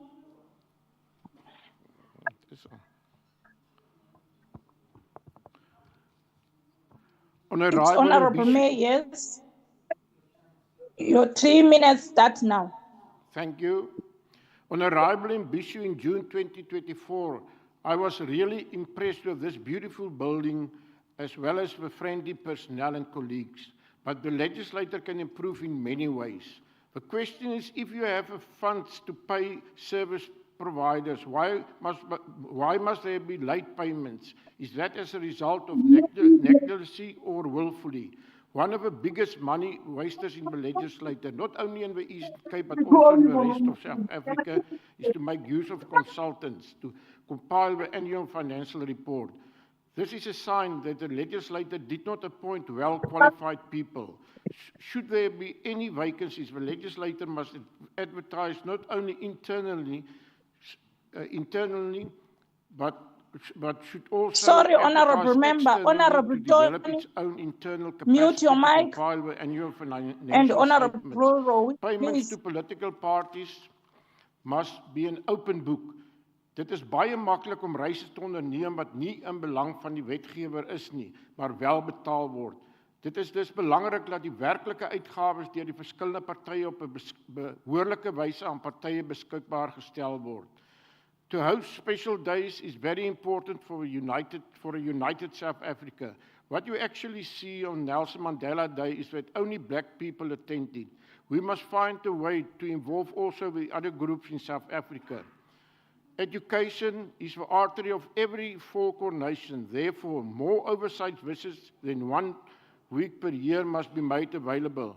Honorable May, Honorable May, your time has expired. Thank you, Honorable. Yes. 2 Sorry. minutes. Your 3 minutes is gone. I'll Sorry. call upon Honorable Matuane. Honorable, Your 15 minutes start now. Honorable Deputy Chair of Chairs, Honorable Speaker and Honorable Members, good evening. Allow me, Honorable Speaker, Honorable Chair, Deputy Chair of Chairs, before I get to the debate. The ANC, in fact, supports the report. Let me just say the following to Honorable Zinti. It's a good thing that we must appreciate a woman becomes a leader of the party in the province. That's namona, the Lord. But when you want to impress upon your bosses and your masters, you must please sift facts from fiction. You're using old stats here.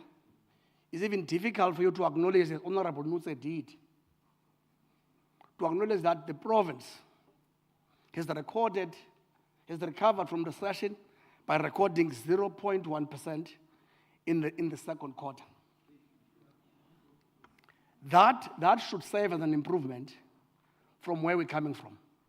In rand value, or in market prices, that increased to 368.5 billion in the following sectors: electricity, manufacturing, trade and industry.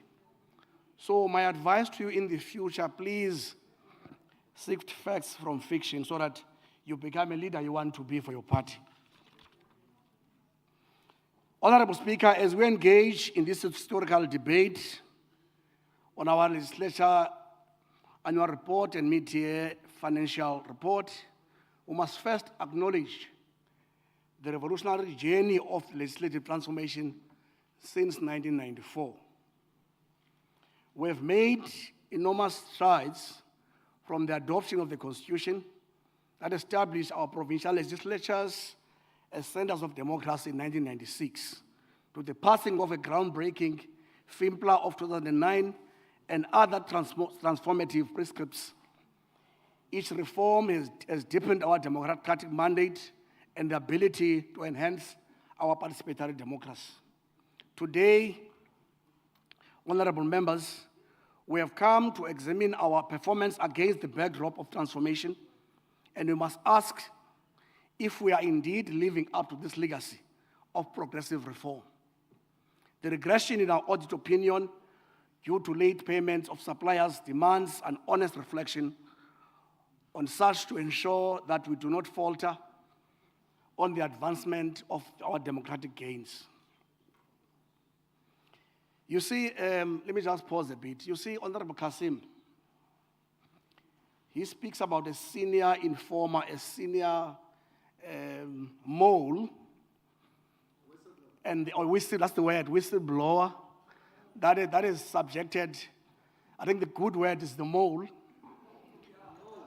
We can only hope, Honorable Kasim, that the mole giving you information that we have not been subjected to in the committee has no nefarious ends by submitting the reports to you, but also the investigation you are proposing has no nefarious intentions.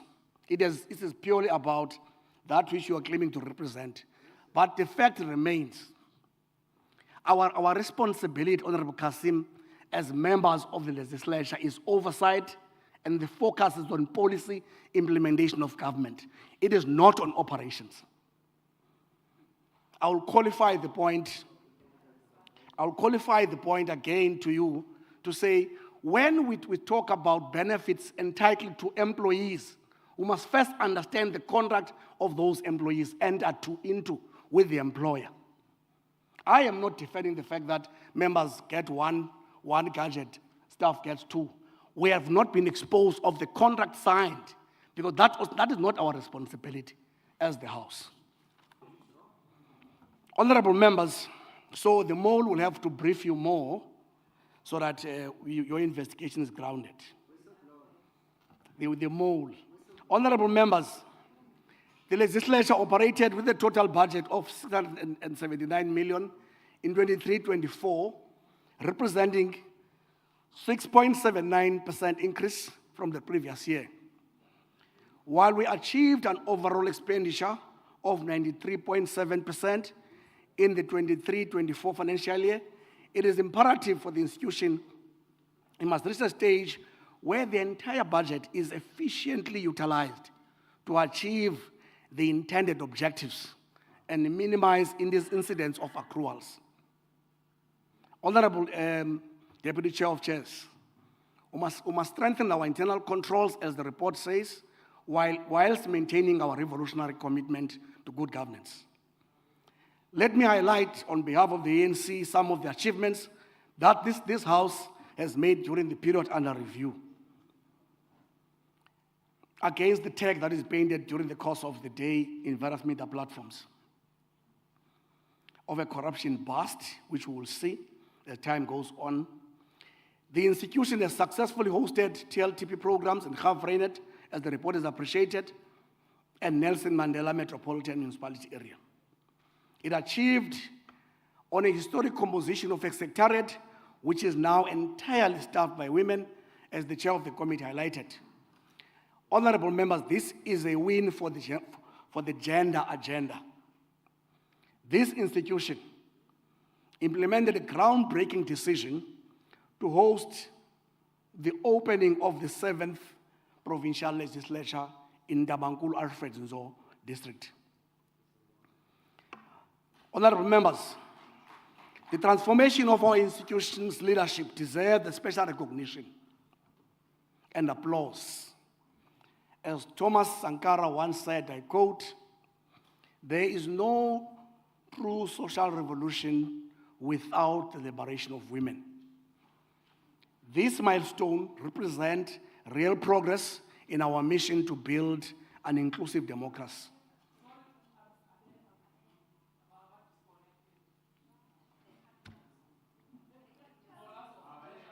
Where did they last year?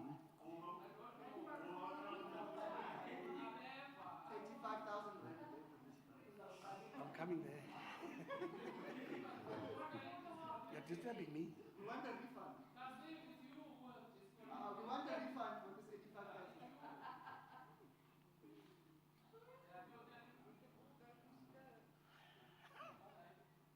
Who was helping has just retired, I don't know, or is exhausted.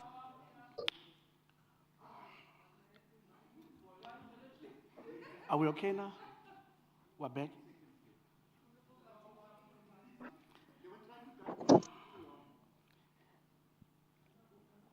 Can I continue, Deputy Chair of Chairs? Yes, I hear now. I And can where hear did you you last? now. Where did you last hear me? Yeah. But you may continue. You are left with 6 minutes of your time. Sorry, Deputy Chair of Chairs, where should I start? Can I don't assist, know. Deputy Chair? I wanted to. Am I allowed to assist? Yes, Chief Whip. Thank you so much. Honorable Matiwan, we lost you when you were saying to Honorable Kasim, you believe that the investigations he is advancing are not by any means having nefarious intentions. That's where we lost you. If you can hear me. Thank you very much, Deputy Chair of Chairs. Let me go back to my colleague from. Well, we can only safely say that the so-called investigation made and calls made are for not nefarious intentions. Because there's some mole, because the member in question was part of the committee. All this information was never shared in that committee. The AG conducted an extensive post-facto oversight on the reports of this department. Everything about procurement was never, there were no findings made on procurement regarding how the services in question were procured. And the responsibility of oversight is to ensure that we oversight policies. Our focus, our fixation is on oversight, focusing on policy, not on operations. The fact that is now encroaching on operations, talking about 2 laptops, and I've qualified the point. I am not saying you cannot give members 2, but the fact of the matter, the committee members have not been exposed of the contract signed between employees of this legislature with the employer. And we cannot be seen encroaching in the purview of the administration as oversight. But we can hope, as I've said, that the investigation is conducted for good intentions. Honorable Chair of Chairs, this legislature operating with a total budget of 679 million in 23-24, representing 6.79% increase from the previous year. We have achieved an overall expenditure of 93%, but we must want to emphasize, we do not want a situation in the future where we have got too much incidence of accruals and non-expenditure. Furthermore, Deputy Chair of Chairs, as the ANC want to call upon the department to ensure that they strengthen their internal financial controls whilst we maintain our revolutionary commitment to good governance as this House. As the ANC, we want to highlight some achievements made by this House during the year under review. We have hosted TLTP programs in Gauteng and Nelson Mandela Metropolitan Municipality. We have had a new composition of our secretariat, which is entirely staffed by women. This, honorable members, is a win for the gender agenda. The institution implemented a groundbreaking decision to host the opening of the 7th Provincial Legislature in Tabankulu, Alfred Nzo. Against many who called this decision as wrong. We want also to say that, honorable members, the transformation of our institution's leadership deserves a special attention and applause. As Thomas Sankara once said, I quote, "There is no true social revolution without liberation of women." This milestone represents real progress in our mission to build an inclusive democracy. However, Deputy Chair of Chairs, we must speak frankly about overarching budgetary constraints that continue to hamper our effectiveness and ability to maximize our impact. These continue to manifest in undertaking of our core programs within legislature. The case in point, honorable members, is the reduction of committees, as the report said, which raises fundamental questions about our oversight capacity. We want to call upon the institution and its leadership to carefully manage and closely monitor its financial recovery and availability of funding in the future. And they must continue to evaluate this restructuring of committees to ensure that it does not compromise our constitutional mandate of holding the executive to account. There could have been genuine reasons, but that continuous assessment of where we are now in the future regarding funding must continue. The 15.9 million shortfall in Program 3 threatens our core business of oversight and public participation. Our media performance of 24-25 reveals the trends such as 56.4 expenditure of our 706 million budget as at half year, showing in Program 1 a concerning trend of over-expenditure patterns that may lead to over-expenditure by year end.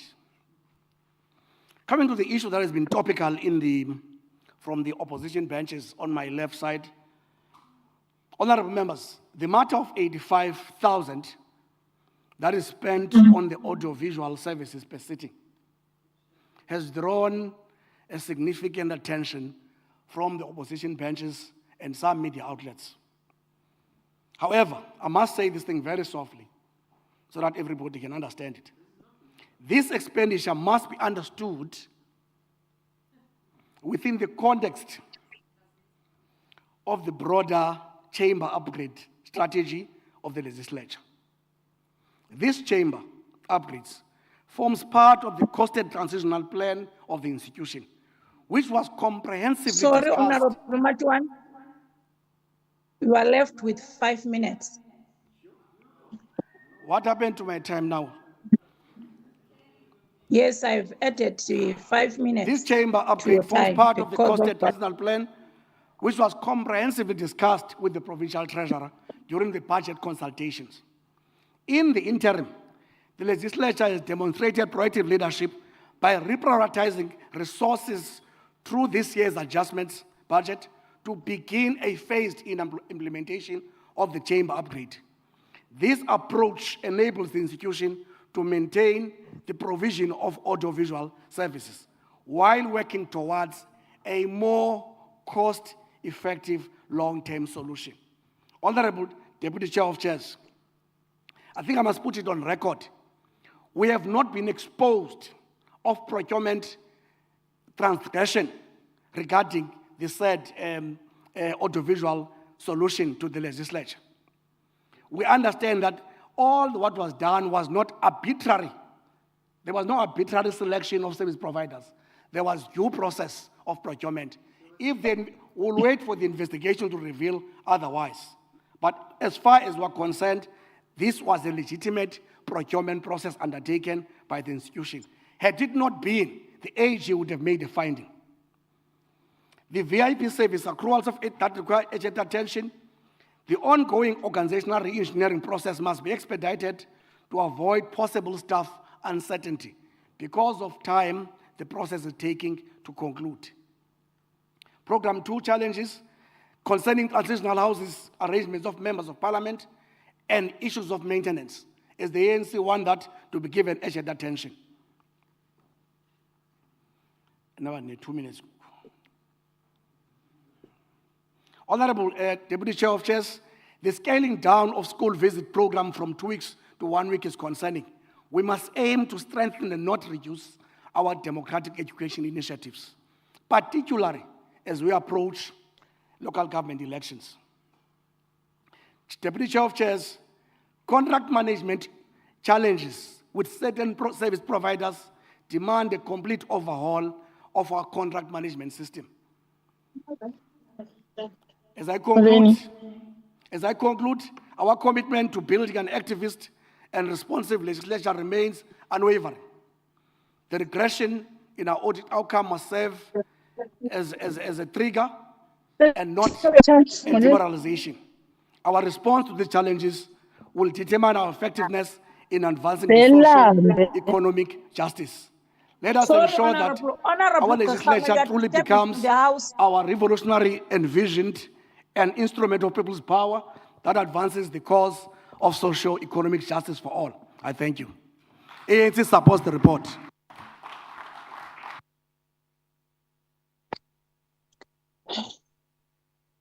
I'll call upon Honorable Speaker.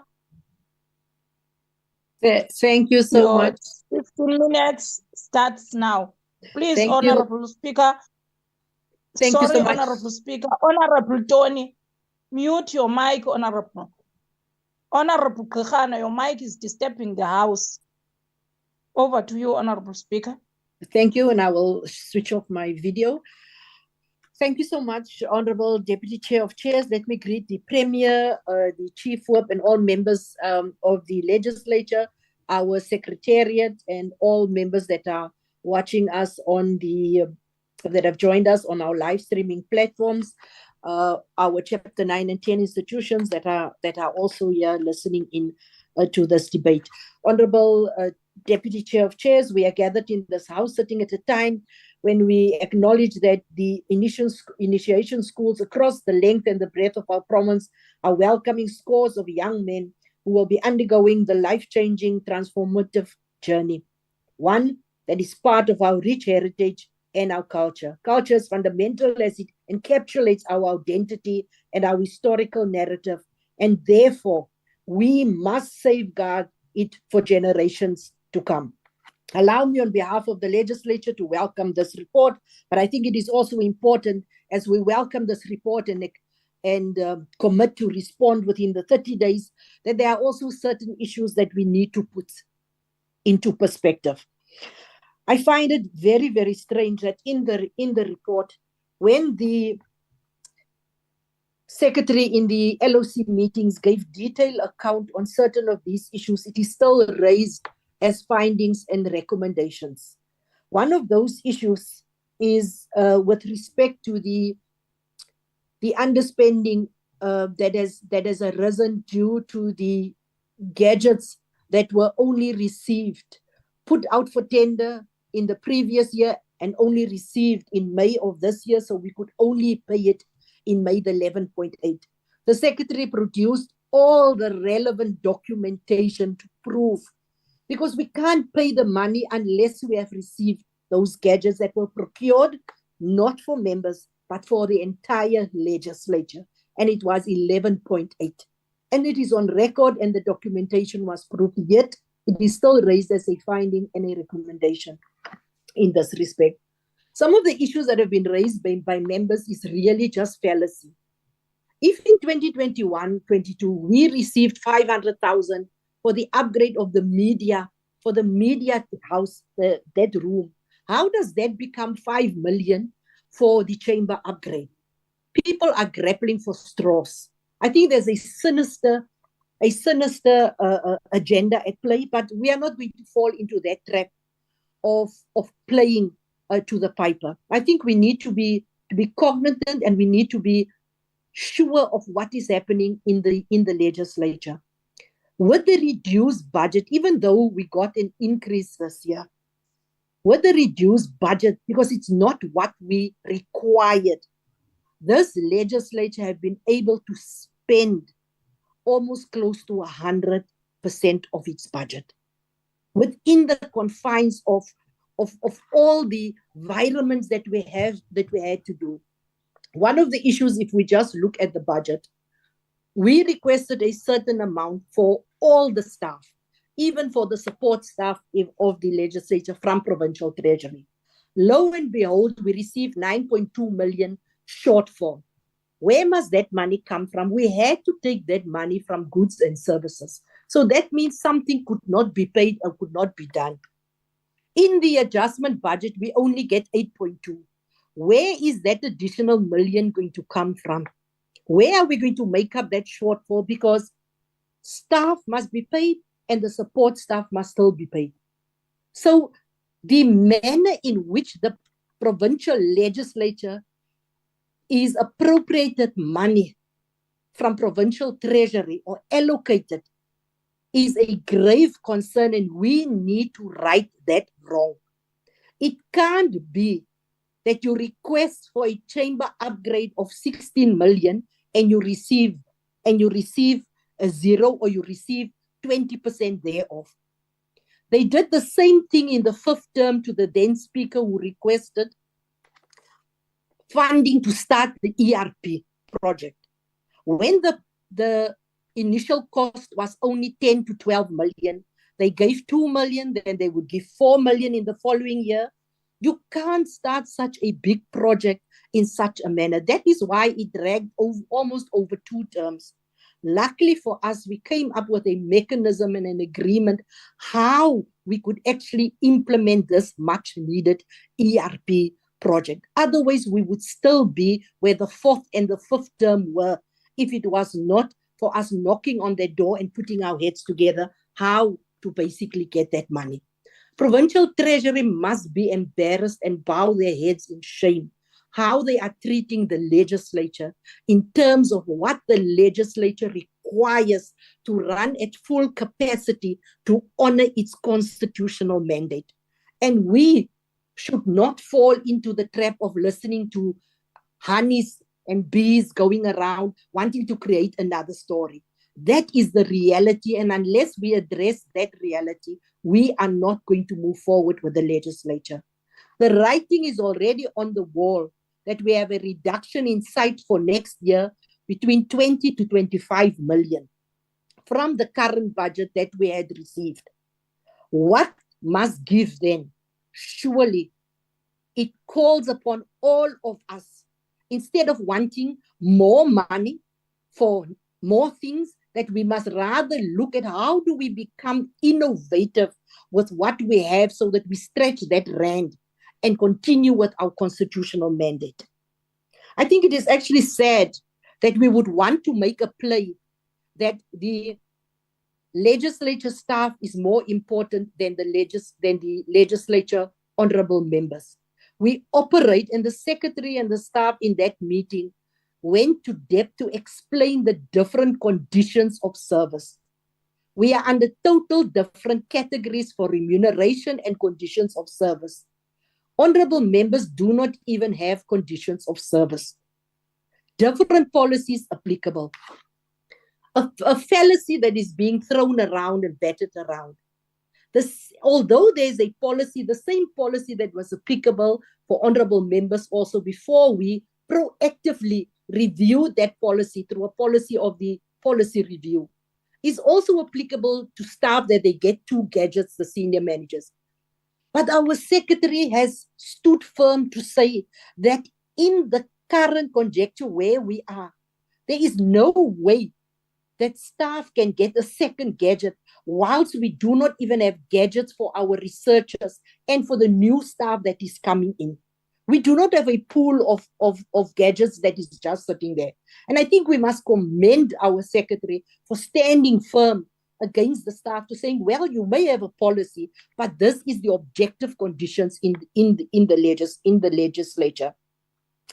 With respect to our transitional arrangements, I think really we need to now involve the office of the Premier to sit down and to facilitate that session with the Honorable MEC of the Department of Public Works, as well as the leader of government business and provincial treasury. It can't be that their grandiose plans that were accepted in terms of accommodating members for their houses, which they are entitled to, is now being at a standstill. We are back where we were in the 6th term, and this is not acceptable. This is why you have this unhappiness of members feeling that they are not respected. But unfortunately, this issue of we allocate, but the actual identification of a house that is suitable for members, making sure it has the basic necessities it is up to a quality standard where members can actually be safe in that house, is the responsibility of the Department of Public Works. They have put some very futuristic plans, which we were very happy about. But unfortunately, there is now delays in that process. And I think that we really just need to put our heads together to see how can we resolve this issue, because it is an untenable situation. Members need to come to the house to do their work, and we can't expect that members are going to be 100% when they must continue being in B&Bs and they are continuously having challenges with these B&Bs, which we acknowledge that Public Works has taken the responsibility of servicing. I think working together, we will definitely be able to move forward, but we also need to have a clear understanding of how the legislature operates within the confines of the budgets that is there. We want to thank the LOC, and we will clearly definitely submit and even resubmit some of the documents that we had tabled so expeditiously during the LOC to make sure that there is a proper understanding of where we are going with the legislature. Thank you so much, Honorable Deputy Chair of Chairs. Thank you, Honorable Speaker. Honorable members, I put the report. Agreed. Good. Any objection? No. Never. Mandi kaphele ubukho bomntana buka Mr. Mangcutyana, our senior manager languages. Umlibo. Uhleli phano tata wakhe kwi-translation booth. Siyabulisa ke Mlibo ntombi ka Mr. Mangcutyana. That concludes the debate on this report and the business for the day. The House will adjourn until Thursday, 5 December 2024 at 10. The House is adjourned. Thank you, honorable members. Thank you, Deputy Chair of Church. Have a good night. We are convening virtually. Eh? Yes, yes. You communicate by our staff that the meeting tomorrow is virtual. Good night, Shweme. Sorry for Salute. that. Night.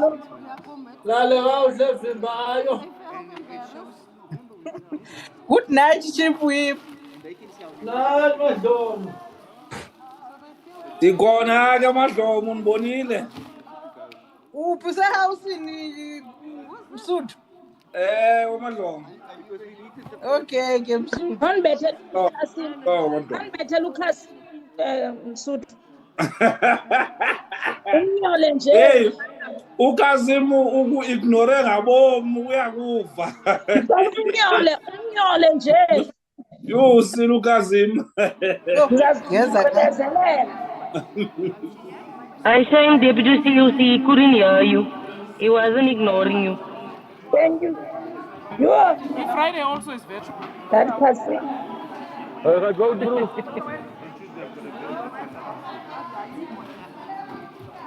Just promise you're going to sit next to me.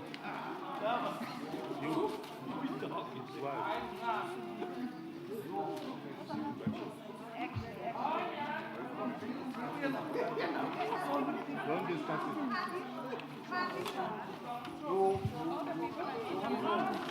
We implore you not to discuss.